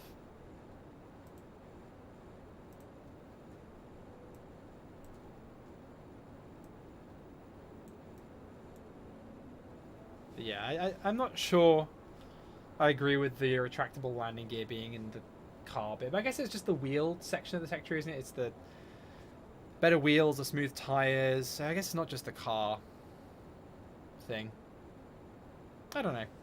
Don't know how I feel about it. We're going to turn that engine off because we're actually going a little bit too fast. And we already went above 15 kilometers on this one, so we can't complete that contract now. Not that we would have tried to complete it anyway, because there's no way this can go through Mach 2. We weren't trying to do that contract.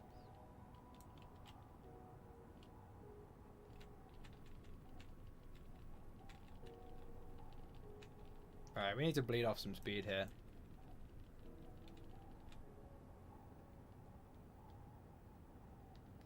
Can't believe you got jet engines before retractable landing gear. I feel like retractable wheels should be with plane stuff. Yeah, I know. I kind of get the thought behind it, but I personally do think, yeah. Retractable landing gear is very much a plane thing. I think in the first, like, wing node, you should probably get it there. Does it make sense if you want to be building aircraft at that point, particularly once you have jet engines. Like, you shouldn't then have to go down a entire different thing in the tech tree. Particularly when tech points aren't that easy to come by, shown by us flying out to a drone ship. Like, if you want to do plane progression, I don't know, you're kind of forced into doing other stuff. If that makes sense, right? Whereas I feel like you should have different progression paths. If you want to do plane stuff, you should be able to unlock everything you need to comfortably keep doing plane stuff. But obviously we have to go down the car part of the tech tree and do other stuff just to get the retractable landing gear that we want to do our plane stuff, if that makes sense. So I get the thought behind it, but yeah, I just personally think that should be somewhere else in the tech tree. That particular, just the retracting of these gear. And there it is. There's no way we're going to be able to land on this thing.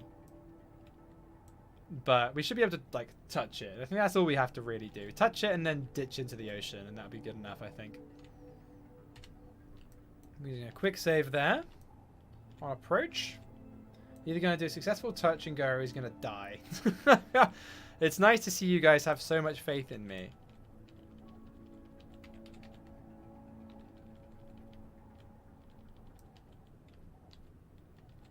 Right, we literally just need to just tap it with a landing gear. Oh, so close. So close. We were a little bit too low there, and I felt like I was going to actually like hit the edge of it. So I was a little worried. So I pulled up, and I pulled up a little bit too much.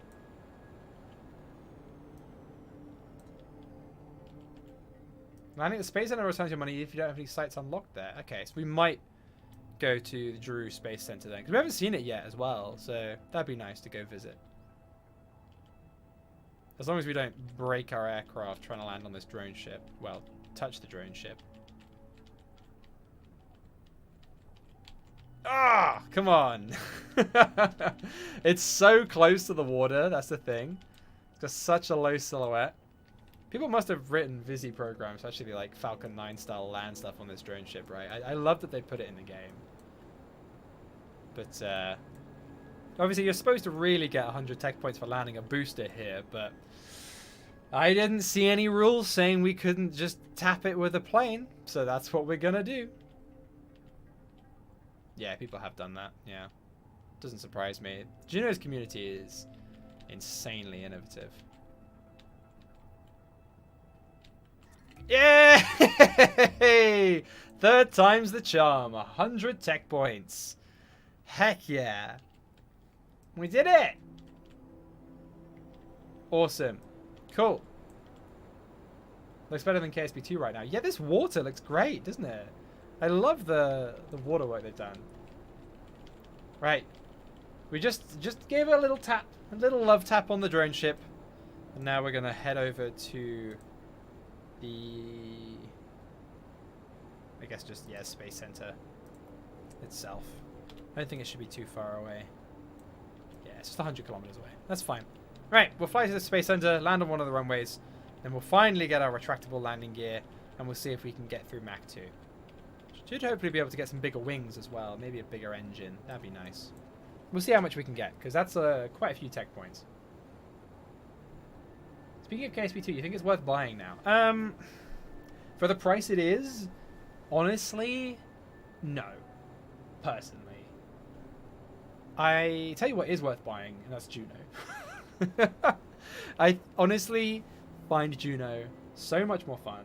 And obviously it's a personal preference in how you like to build things, whether you like to do procedural stuff, more replica-esque stuff, or if you just like the snap stuff together, Lego style of KSP2. But also, like, you need such beefy hardware to run KSP2. I had to buy a 3090 just to run the damn thing.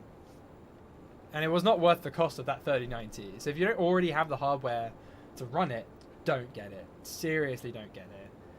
I think if KSP1 isn't cutting it for you, try Juno. I'm honestly really enjoying it. I'm enjoying Juno in the same way that I first enjoyed KSP1. And KSP1 I do still enjoy, but I'm so familiar with it. And I've done so many thousands of hours in it. But, you know, I enjoy making for all Kerbal Kind, but, like, I wouldn't go and play KSP1, particularly stock KSP1, just for fun now. Like, I've done it to death. I need to add a lot of complication to it. And also really have a viewer base for what I'm doing, particularly when I'm putting a lot of effort into really complex stuff like making RP1 mod packs and everything. You know, what makes it worth it is that then thousands of other people, and I have thousands of downloads on that mod pack, go and then play it and get to enjoy it based on the back of my hard work, right? I wouldn't go to all that effort of making that mod pack just to play it myself. But, you know, as I was saying, you have to go to so many extra lengths for me to now enjoy KSP1, whereas I'm really enjoying playing Juno just stock as it is, out of the box. And I know there are lots of interesting mods for Juno, and I know that there's a whole bunch of community-created stuff like Real Solar System, which you can create within the game. You can go and create solar systems. It has planet creators in the game itself. You don't even need to make a mod for that. You can edit the XML files and change parts to your heart's content. I don't know what's causing this particular lighting bug. That's interesting. But yeah, you know, creating mods for realistic engines and the like is as simple as changing XML files. You know, it's all designed to be as configurable as possible. They're really in touch with their community.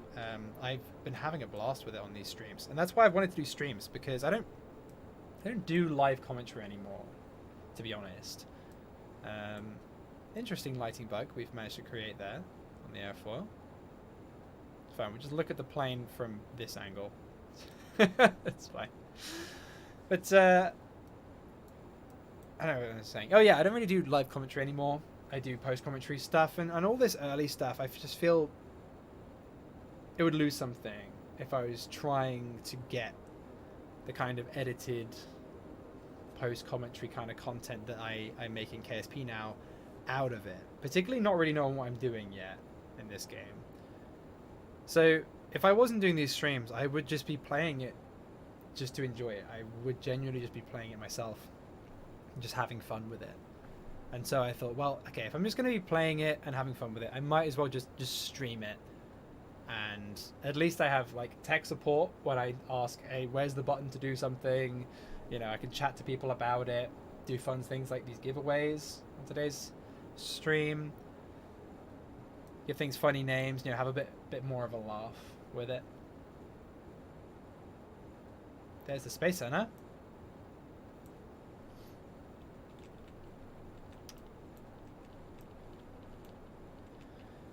But it's a much more organic experience. And it's like just playing any game just for the love of playing it. And that's why I've been very keen to make it a regular Friday thing. Friday, sit down, play some Juno. And it means I look forward to it. I'm like, oh, I get to sit down. And I genuinely, I really look forward to playing Juno. Whereas sometimes, because I'm not the most comfortable person streaming, honestly. I'm getting much more comfortable and I feel I'm getting better at it. But it doesn't come that naturally to me. I'm very much a YouTuber through and through rather than a streamer.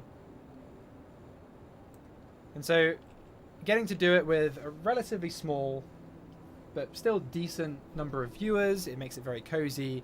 Again, it makes it something that isn't daunting. I don't get back on a Friday and just be like, oh, I can't be bothered to stream today, because I'm just playing a game that I enjoy playing with a bunch of people that enjoy watching me play it and similarly have a lot of love and passion for it. Was Endurance still live commentary? So Endurance was a mix. It started with live commentary, and you can tell in those early episodes I have very much the same attitude towards it as I have to Juno, those early career things, because I hadn't played KSP's career mode since it got a whole bunch of overhauls and updates. I'd been doing Fall of Kerbin during that time, so I hadn't played it once it got overhauled and the contracts got better, and there are a whole bunch of mods, things like contract configurator and stuff. I hadn't done a career mode. I'd done a science mode briefly for the channel. Those videos are private now, I think. It was around the same time as Collaborative Warfare. So that was all around the 1.0 release. Okay, we're coming in way too hot. Yes, let's bleed off some speed. But here we are at the Drood Space Center. Nice. But yeah, so I hadn't actually done a fully fledged career mode, particularly not with a bunch of the quality of life career mods that have been created. And I had an old series back in the day called KSP Interstellar, which is private now because I'm not too proud of it. And Endurance was like a remake of the premise, which is that Kerbal is dying, got to find a new home. And that was done in sandbox, but done with base building, mods, and sort of a progression in a sense. I was still colonizing another solar system and doing all of that, but you know, obviously didn't have a tech tree. And then Endurance just then put that into a career mode with a whole bunch of KSP Interstellar progression and everything, which I think made it more interesting. Corsara, I think you're good at streaming, certainly more enjoyable than most. Ah, thank you. I like to think I'm a chill streamer, which are the only kind of streamers that I will watch myself, is streams that are actually quite relaxed. High energy streams, I just don't vibe with. If I'm going to watch a stream, it's going to be on the side while I'm doing something else, or just something calming in the background while I'm sorting a bit of admin, or just relaxing of an evening with a chamomile. It's a relaxing thing for me, streaming. I don't really watch many streamers. I will watch and enjoy usually my friends streaming. So I enjoy watching Carnassa stream. I enjoy watching N9 stream, you know, when it complies with my time zone. But I don't tend to watch many more streamers than that. But it means a lot to me for you to say that, Corsara, so thank you. It's much easier to land on a normal runway than a sloped one, isn't it? But yeah, so you can tell that... oh, we completed Drew land speed. Maybe that's where we got tech points before. From touching the runway too quickly. Damn, this thing is screeching down the whole runway. There's no way this was ever going to be able to stop at the village. There we go.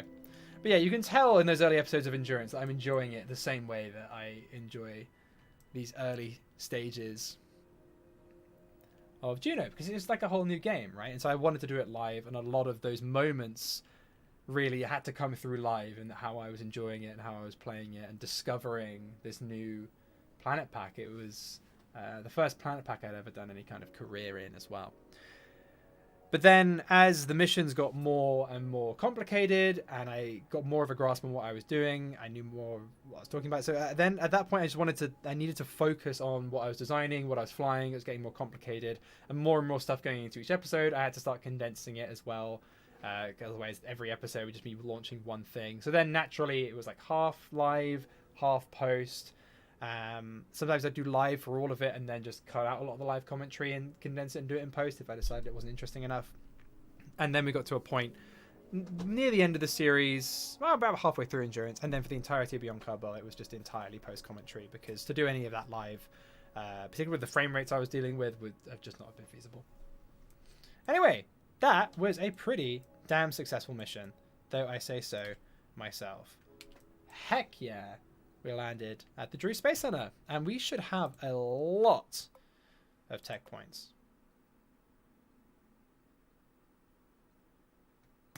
Cool. The art in your thumbnails changed. Yeah, we talked about that a little earlier in the stream. I'm overhauling my art across the channel. It's taking a little while. It's in a transition phase at the moment, but I'm slowly replacing all my art with a different style. It looks more like me. It's a simpler design. It's more characteristically a penguin. It's much more vibrant in a thumbnail, I think, than the previous one was. So I much prefer. Oh my goodness, 150 tech points. What are we gonna do with all that tech? I'll tell you what we're gonna get first. We're gonna get stretchy legs, gear retraction. Heck yes, gimme that. So we already have the space capsule, don't we? Yeah, so we can already send Droods into space. And I think we'll probably be doing that in the next stream. So for now, bigger wings? Bigger wings. Bigger wings. Yeah.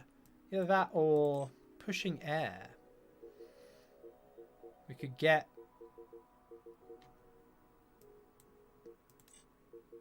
bigger engines. Is this... Yes, this gives us higher...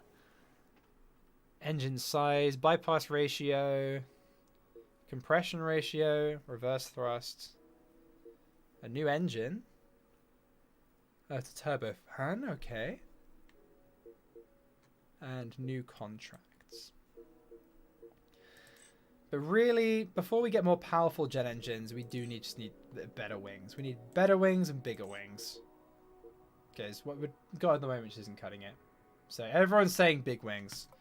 Yeah, we need better wings, for sure. Let's see what else we can get. Parachutes. Let's get them. So we can actually stop our aircraft. That would help, I think. Okay, cool. That's a good amount of tech to get, I think. I think with all that, we can definitely get through Mach 2, possibly Mach 3. Delta wings, small aircraft. Yeah, I reckon we can get through Mach 2. Possibly higher. But we'll test that. But before we do that, I'm just going to have a little break. I've gone through my water. So I'm going to have a quick 5-minute break, and I'll be back for the rest of the stream. What we're going to try and do is we're going to try and get through Mach 2 with a Drood, potentially Mach 3. And then... in the next stream, I think we're going to see if we can send a Drood into orbit. We have all the tech we need to do it, so I think, yeah, now we've got the parachute. That's, oh, we do actually need to get a heat shield as well. So that should be our next thing.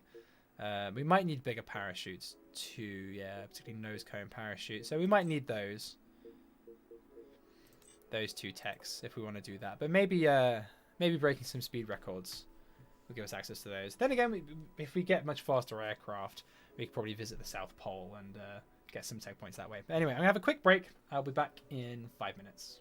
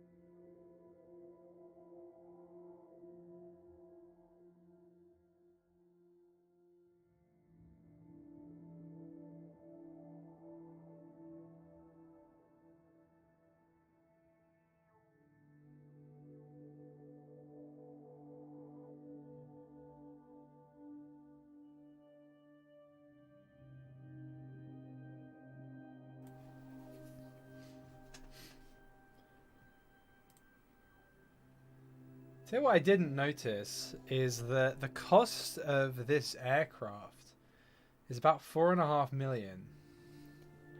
And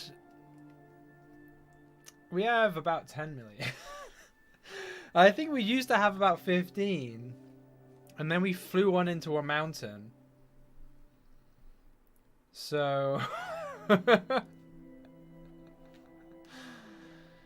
yeah, I think that cost us a lot of money. Like, a lot of money. I didn't notice. I probably would have restarted the flight if I realized quite how much money that cost to fly into a mountain. Regardless. Let's see what we can reshape these wings into now.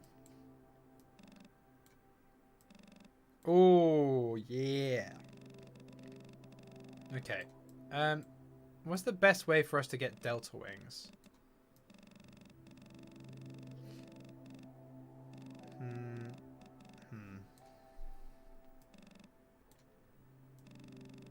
I guess just like that, and then rotate them.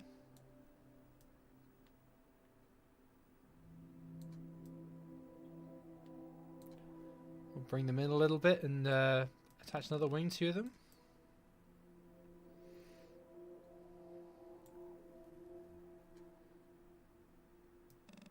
We can't have any steeper delta than that. That's better. Yeah, let's have a little look at the MiG-21, which we're taking inspiration from with this thing. MiG-21. Let's have a little look.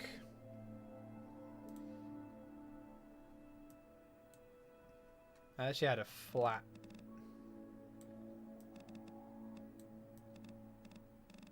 And like that. That's as long as we can make that wing. Okay. So it would have to be like that.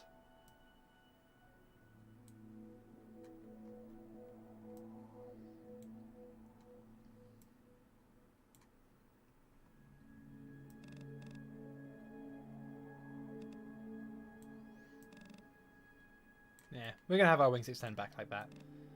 I want to have as much of a sweep as I can. There we go. That's looking a little bit more like a Mach 2 plane. Would you not agree? Albop, good night, people. Thanks for the vibes. Good night, Albop. We're only going to be streaming another half an hour, I think. We're just going to get this thing through the Mach 2 milestone. Yeah. It is just a short MiG-21, this, basically. So we're going to drain a lot of the fuel out of this thing.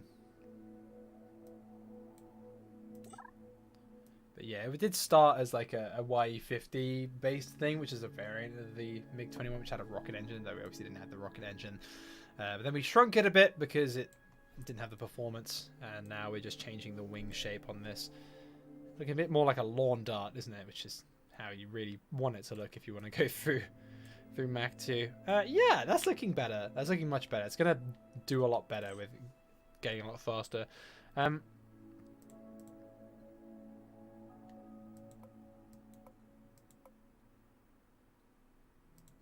Question is...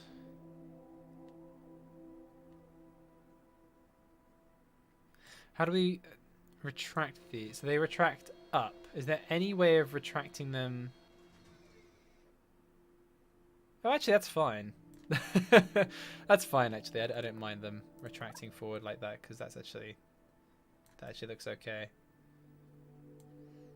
Yeah.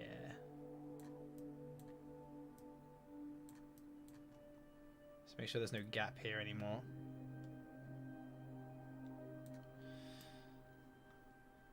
Yeah, that's all right. Okay, so send them back out again. So we got our tricycle landing gear. We got our little tail wheel. Maybe be closer to the fuselage. What, the wheels? I kind of like them being that wide out, just because otherwise the landing's going to be a little more janky. You have to... oh, there is no sideways retract. You have to use rotators. Okay. That's a bit of a shame, but fair enough. It'd just be nice if you could just rotate the wheel on the end, and then you could have it retract sideways, but Alas. Yeah, if you have the landing gear closer in, then that means it's gonna want to tip when it lands, and this thing's probably gonna land pretty damn fast. Right, we're gonna add a parachute onto this. Here we go. So we're gonna sort of slap a pair of parachutes, I think, actually, onto the back, like there. Here we go. So base size, yeah, 50 is fine. We just need this to slow us down. Inflated radius, that's how big they're gonna be. Is that big enough, do we think?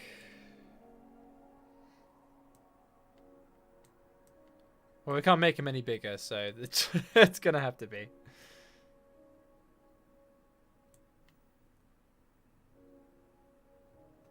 Deployment air density. Yeah,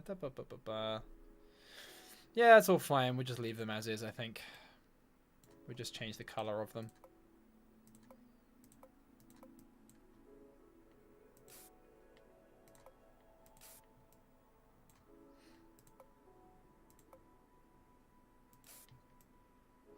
Okay, so we've got some parachutes. We've got decent landing gear. We'll have a little look at our center of mass, center of lift.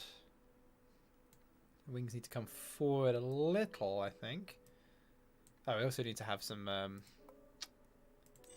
control surfaces, obviously. They don't need to be that big.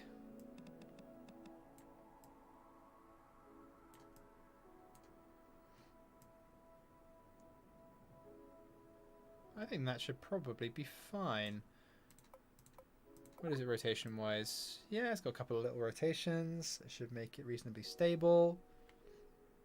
I think that should fly okay.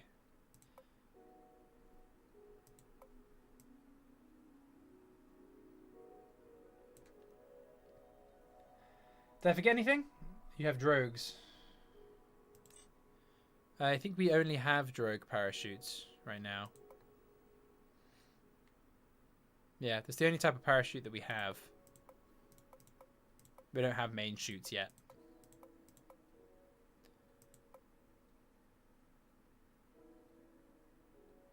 Yeah.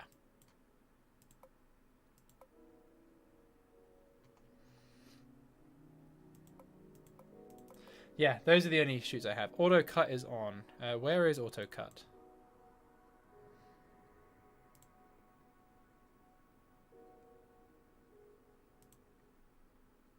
I don't know where that is.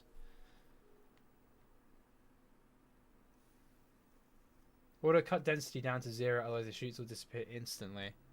Oh, I see. There we go. Auto cut air density disabled. Right, I get you. I get you.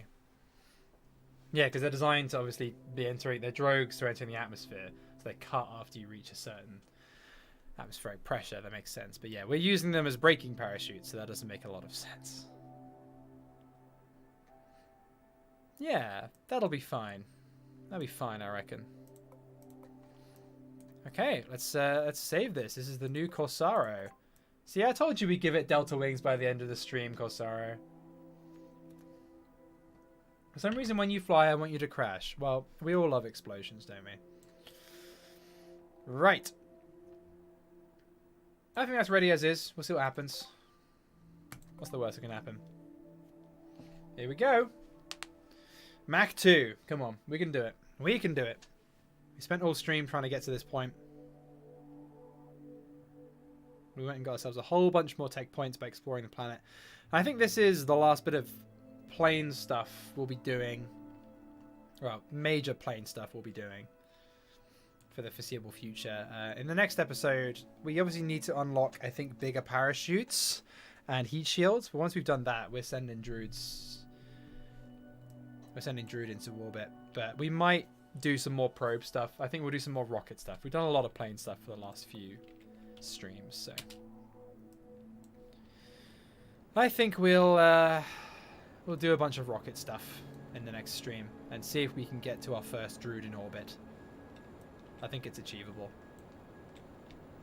For some reason the yaw is inverted. Okay, that actually needs fixing. That needs fixing now. Not sure why that is. Invert. There we go. And also we need to add a little bit of steering to this. There we go. Give it a 10-degree steer. I think that'd be a bit better. Okay.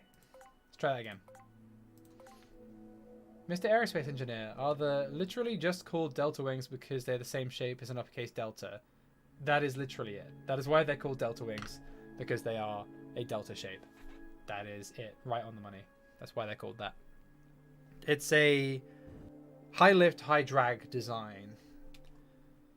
And they're ideal for supersonic aircraft because you get that wing sweep, which you need if you want to go fast, fast, fast. But the problem with having a very highly swept wing is it doesn't produce very much lift. So it's hard for, you know, it's great for when you're flying supersonic, not great for getting off the ground in the first place.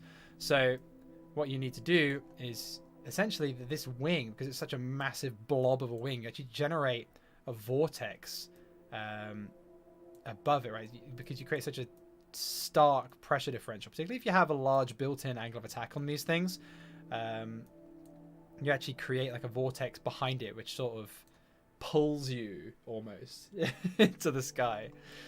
So it does create a fair bit of drag though. But if you're creating a super maneuverable fighter aircraft, that doesn't really matter. It allows you to pull really, really sharp maneuvers.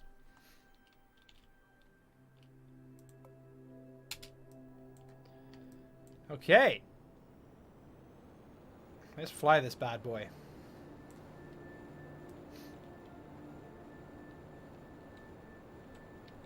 Okay, at least our yaw rudder is actually working properly now. I think it was inverted on the previous flight, but I just didn't fix it. Oh, there we go.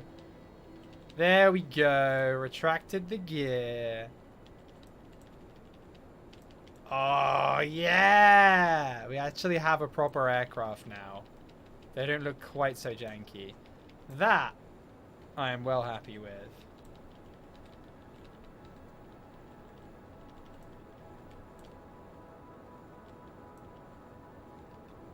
You know, honestly, as a result of his stream, I'm pretty damn happy with this thing. Maybe the first person that actually uses the nav ball I've ever seen. I think I'm just too used to Kerbal. I like having the nav ball and seeing my pitch and everything, my indicator. I don't like the overview. Like, obviously, I understand why you need this on mobile, but ooh, you know, I don't get using this because it obviously covers my beautiful creation. I'm not sure I like that. I like being able to see it clearly and just have all the information about it surrounding it. I understand the need for it, but I'd rather play without it. Unless I'm flying rockets. It's fine with flying rockets. It makes life a little easier with the rockets. This thing's not bad maneuverability-wise either. Delta Wings showing their advantages. Check it out. We can do some serious banks. Got ourselves a little fighter aircraft. Much more maneuverable, you see? Whereas those wings with a similar amount of sweep, but those thin wings, again, very useful for going quite fast, but we had next to no maneuverability with them. Which is why you tend to find that, you know, the YE-50 was just experimental aircraft to see how fast can you go. You know, Rocket Interceptor, let's go really quickly, had those very thin swept wings. But if you want to support a heavier aircraft, perform more aggressive maneuvers, you tend to have Delta Wings. They're a good, like, compromise wing design. Right. Let's see if we can get through Mach 2.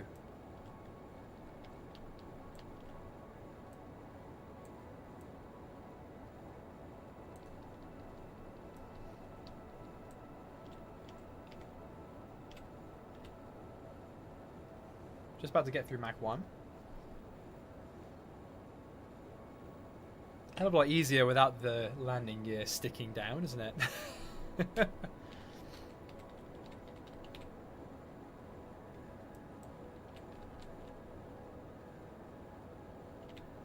This is more stable without the autopilot on.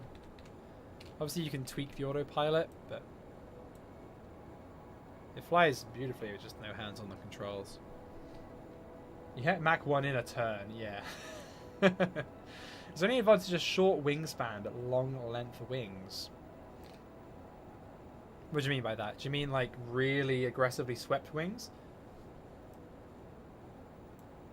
So like a really long wing but they don't come out very far? Because the advantage to that is very, very low drag. You have a very minimal profile as well. So it's an advantage for going very, very quickly, but you're not going to produce much lift. But you'll find that aircraft like TSR-2 have very tiny, very stubby wings because they didn't need to generate that much lift because they had such ridiculously powerful engines. The engines that powered TSR-2 are basically the same engines that powered Concorde. And look, the difference in the size, the fact that TSR-2 had 2 of those Olympus turbojets, it was borderline rocket powered, you know?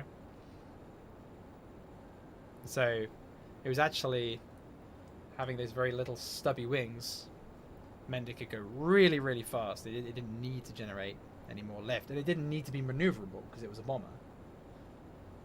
So it could get away with it. We're accelerating nicely, but we're going to pitch up a little bit because we need to get a little bit more altitude, I think, before we can get through this Mach 2 barrier. Pretty weird, the enclosed landing gear is yet another required unlock. Oh, is that another thing? Like to have it enclosed within the... Is that another thing in the tech tree? So obviously these fold, but they're not flush, which it would be nice for them to be. I didn't realize that was another tech. Oh, the name is a TARDIS for wheels. Oh, it's that tech. Okay. If you love the TSR-2, you're going to love this weekend's episode of For All Cannibal Kind. I know Karnas has been working on one. I don't know if it's going to feature, but I hope it does.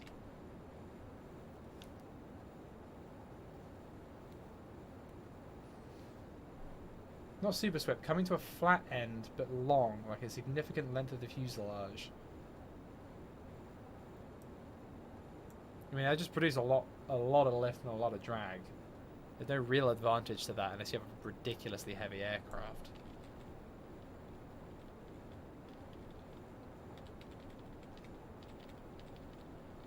We'll get up to about 12 kilometers, I think, and then we'll be in with a good shot of getting through Mach 2.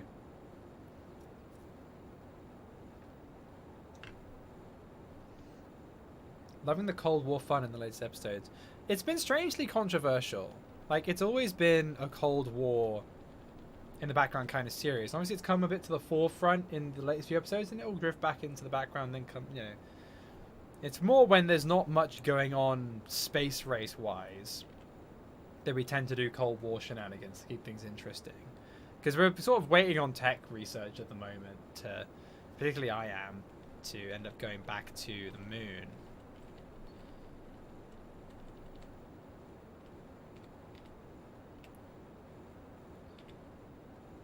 So we're just, you know, doing a bit of Cold War shenanigans to spice things up in the meantime. But interestingly, we had comments from people being like, "Oh, I'm disappointed in the direction this series is taking," or whatever. It's always been Cold War themed. Like, the whole unique twist of it, you know, it's Cold War in space. That's kind of the point of the series. And then you got the other camp of people being like, "Yeah, go to war, Fall of Kerbin round 2." It's like, you know, we're not going to do that either.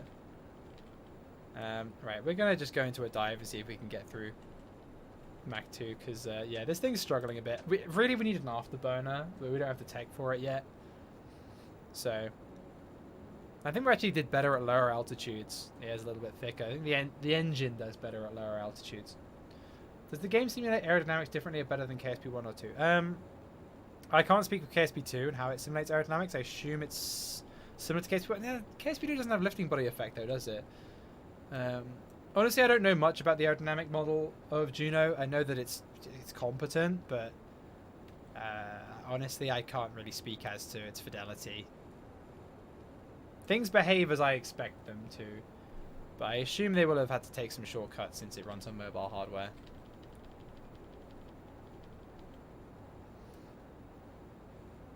Come on. Come on. Nah, okay. I don't think this thing's capable of getting to Mach 2, unfortunately.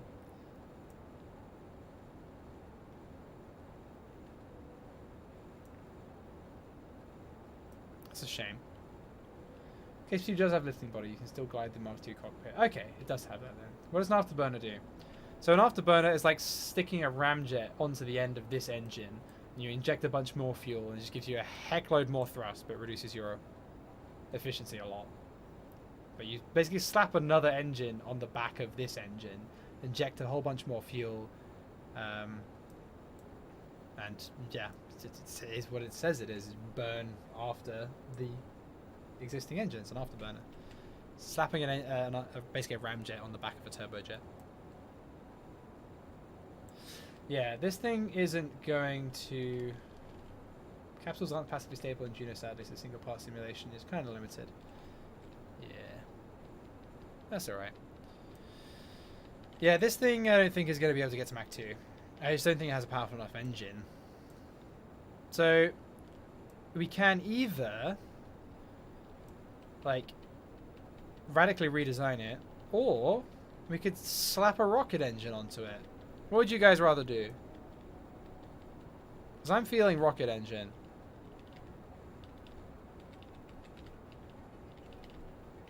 More engines. I don't know if more engines is the answer. We don't have space for them. Rocket engine, yeah. I think would work. 2 engines. The thing is, like, there isn't space to have 2 engines on this thing. Like, this is the width of the fuselage, this engine, right? So... Meow. Right. We're just going to reset this. And we're going to slap a rocket engine on it. Yeah, we tried doing a dive, but you got to achieve the speed in horizontal flight, really, so... This might be... Yeah, these are actually attached onto the jet engine. Which isn't ideal.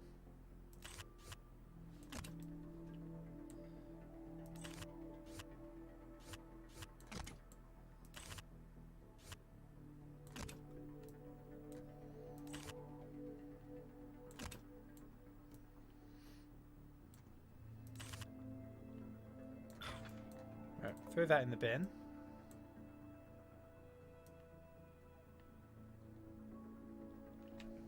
Yeah, I think we have space for it. But we'll go for a liquid fuel rocket engine, I think.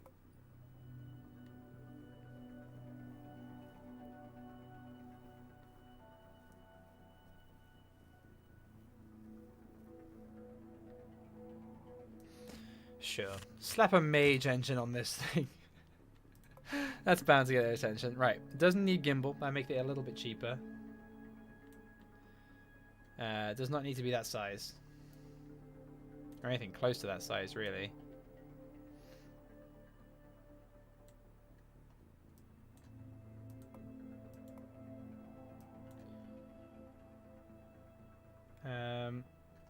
What environment is this going to be in? About 10 kilometers, I think, so it seems to be about optimized for 10 kilometers. So that's fine. Yeah. That might work. Sure. Right, Carolox. Carolox. Carolox. Perfect. We'll just adjust that to make it a little more aesthetic.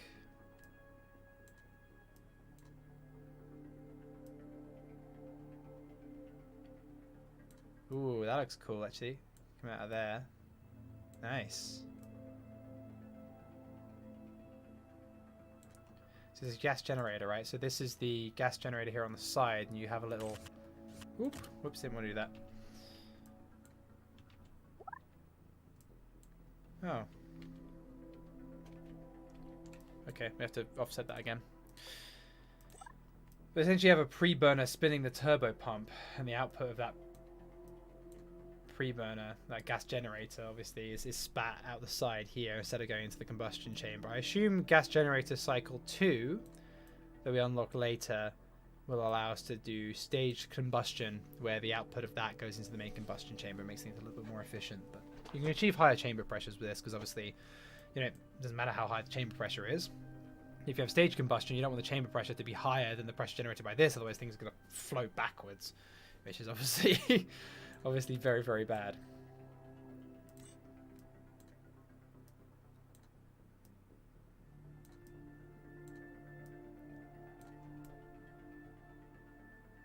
Okay. And then these on the sides. Sure, this thing looks absolutely insane. I think this might have way too much thrust. What is this thrust to weight ratio? Yeah, too high actually. This needs to be smaller. This needs to be much smaller.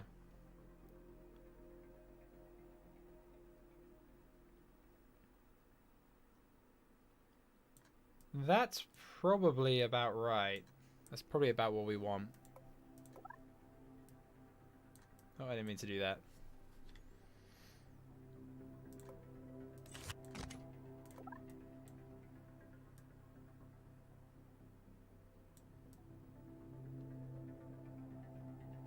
Sure, that might work. We don't really need this intake anymore, but we're just gonna leave it there, I think.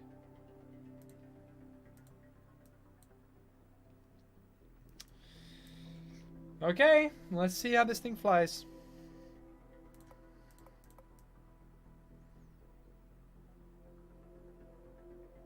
Center of lift is quite far back. Compared to center of mass.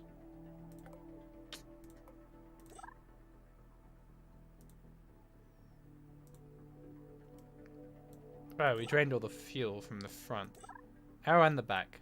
That explains that.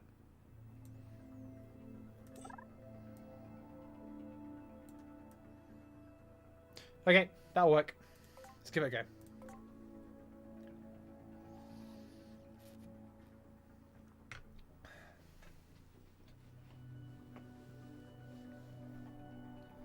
Beardy's abandoning morals.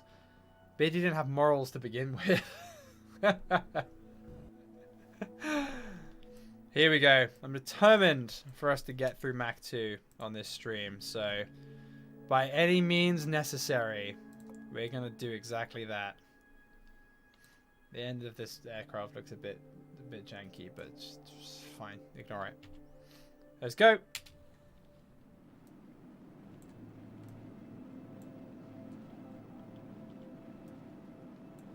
Okay, that is dumb. That really annoys me when that happens. You trip over the end of the runway. X-15 meets MiG-21. You shouldn't balance a plane with fuel because it changes the center of mass as you burn it. But it should drain things evenly, so it should keep the center of mass roughly where it is when it burns, right? Theoretically.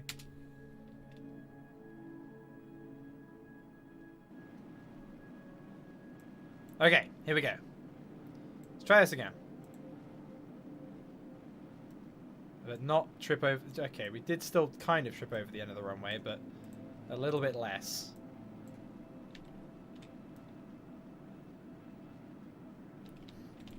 Okay, let's do this thing. We want to gain as much altitude as we can, as quickly as we can. We want to get to... probably about 12 kilometers-ish.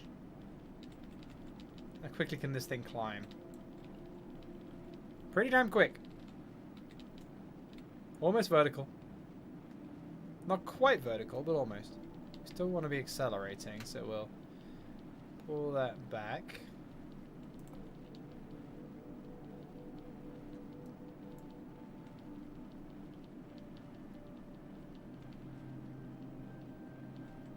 And then we'll absolutely gun it.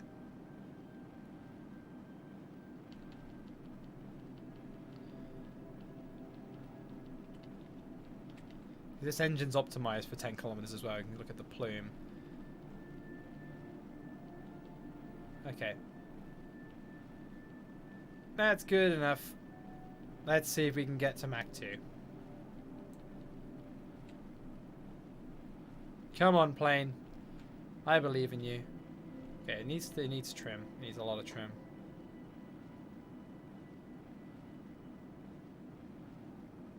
About 16%. That seems to be good. Okay, we're through Mach 1. Ooh, I'm messing with the trim a bit too much. It's a little bit floaty. And the trim's a bit too high. No, it's just unstable. Okay.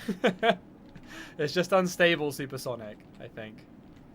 Either wants to pitch up or it wants to pitch down. Oh, crikey. Okay. Yeah, this thing isn't stable supersonic. Center of lift moves backwards when you go supersonic. So I would have thought this would become more stable. But actually, no. Where's that center of mass move to? 34%, 34%, 30. Okay, to be fair, you guys telling me I shouldn't balance with fuel. Yeah, it doesn't drain how I thought it would drain.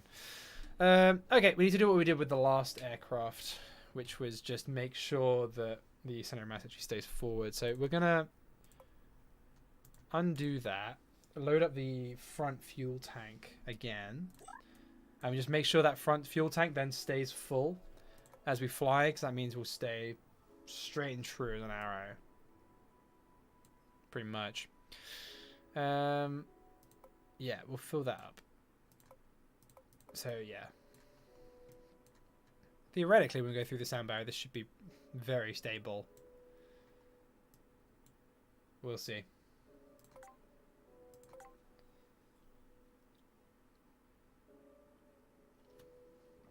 Crikey, someone wants me to crash. Have you ever seen the jet-assisted takeoff zero launches of F-104 and MiG-19? I can't say I have, but that's something I'm now going to look up immediately after this stream, so thanks for that. It was way less dramatic than I thought it was going to be. I mean, it's a rocket plane, isn't it? It's how much more dramatic do you want it to get?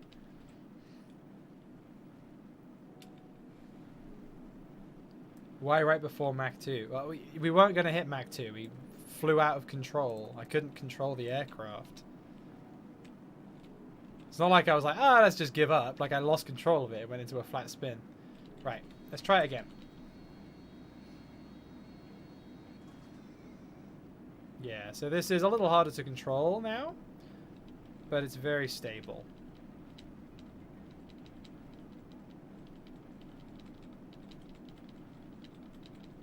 So yeah, we'll aim for about 10 kilometers this time. We could probably have stubbier wings than this with a rocket plane, but we'll leave it as is.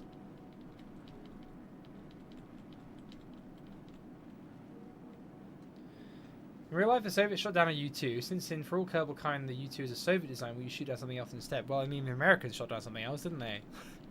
Shot down a damn satellite. But there isn't really any opportunity for me to shoot something down. Yeah, a BD armory installed.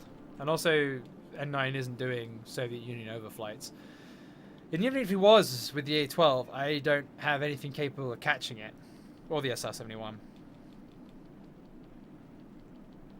MiG-21 can't catch it, even the YE-50 variant of it. MiG-25 can't even catch it. And that's the next aircraft I'm planning to be developing, so yeah, it's not something that'll happen anytime soon.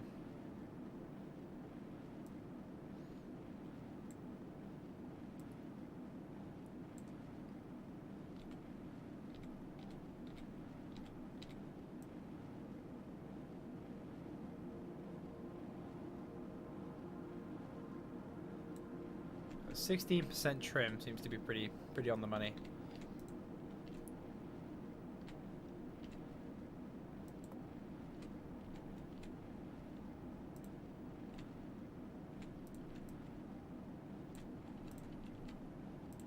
Ooh. God damn it. It's that front fuel tank is draining first. That's why it's becoming unstable. I don't know why. They should be draining evenly, but they're not. So the center of mass is moving backwards, and that's what's making it unstable. Okay. So we know what we need to do.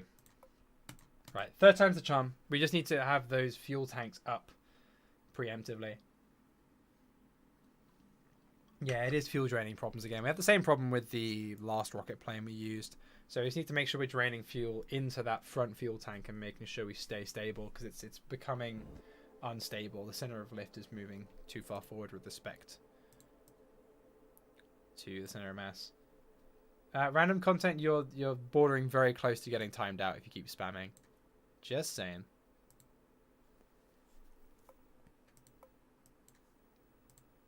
Right, and then we'll have this tank at the back.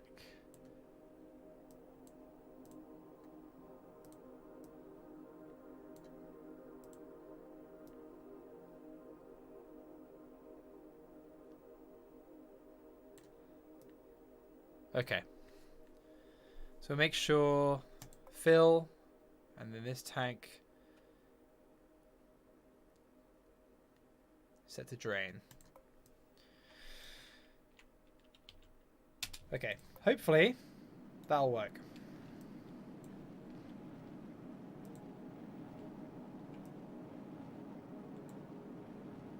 Can I remove this overlay? It's kind of irritating to see a big 100% at the front.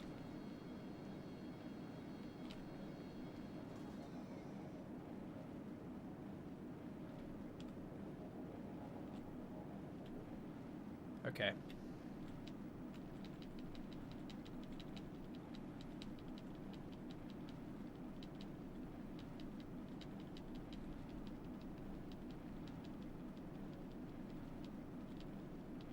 I got a good feeling about this one. I think this one's going to work. Right. Get up to 10 kilometers. Quickly as we can.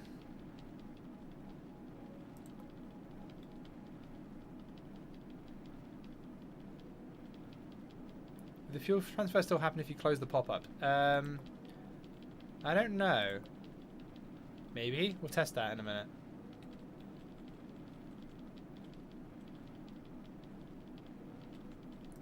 So if I close that... Oh no, it's still there, even if I close these, so... Unfortunately, we're stuck with it. I think as long as there's fuel transfer going on, you have to know about it.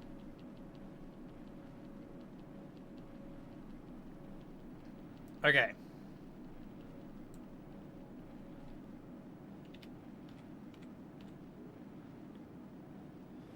There we go. That's nice and stable. Let's see if we can get through Mach 2. Okay, we're through Mach 1. Pushing up a little bit. We need a little bit more trim. That's okay.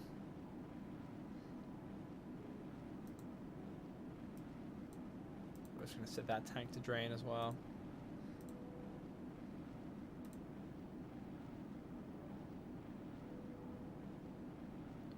Mach 1.5.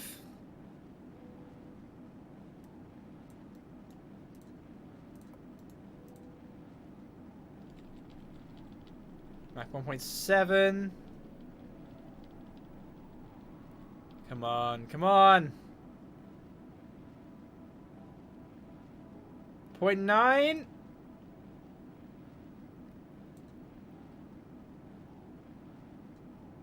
And Mach 2.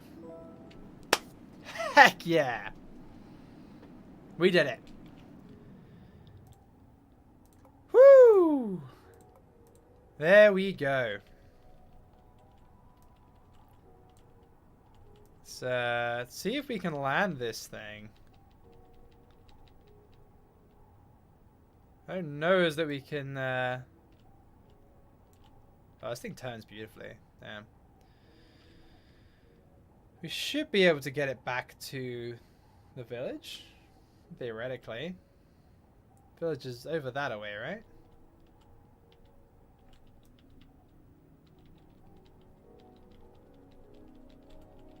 If I set it as a target.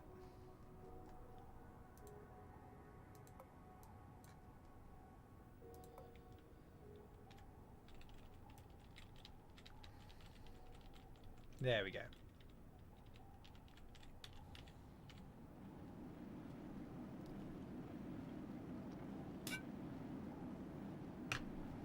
Now to land without dying. Yeah, indeed.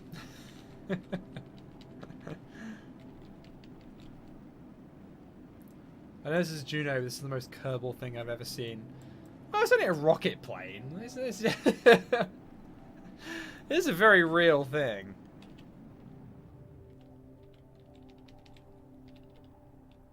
I know, he's targeting Juno Village. Everyone take shelter.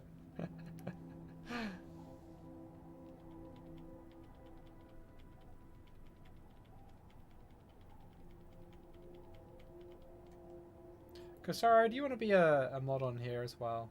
I'm going to let you, give you mod powers.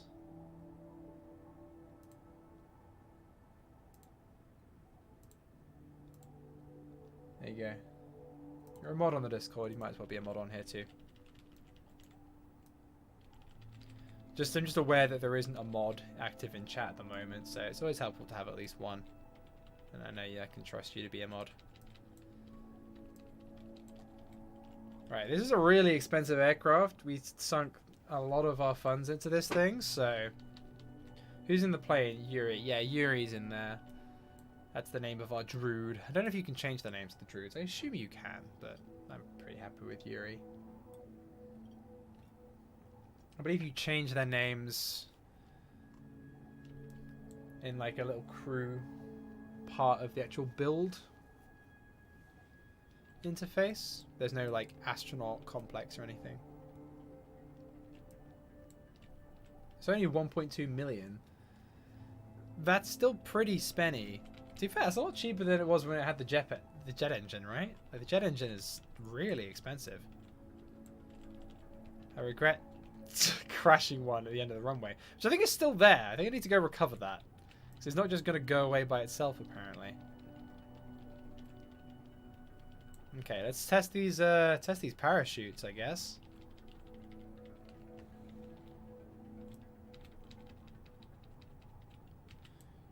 A quick save now. Oh, cockpit's exploded. Okay, I guess we don't need to worry about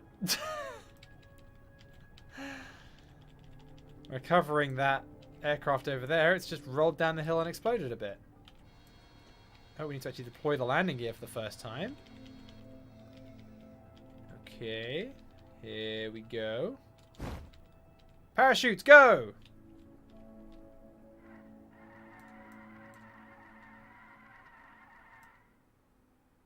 Like a glove.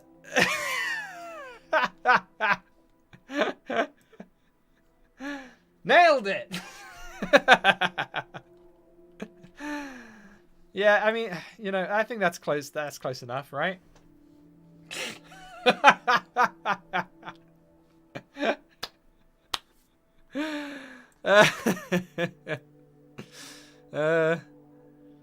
Yeah, sure. That's close enough to a landing, I think.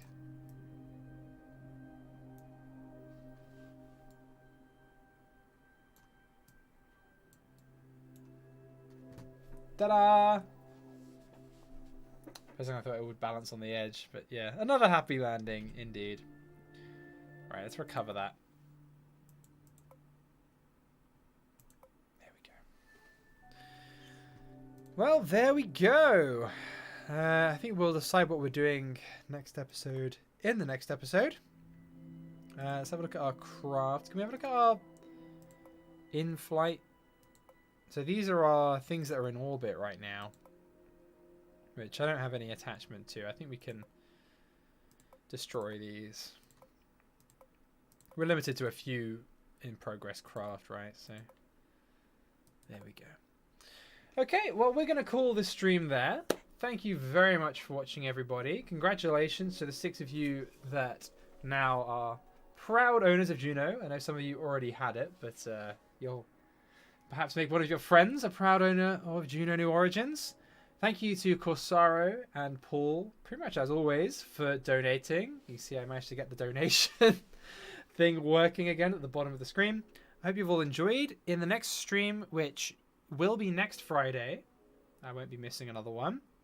at least not for another few weeks.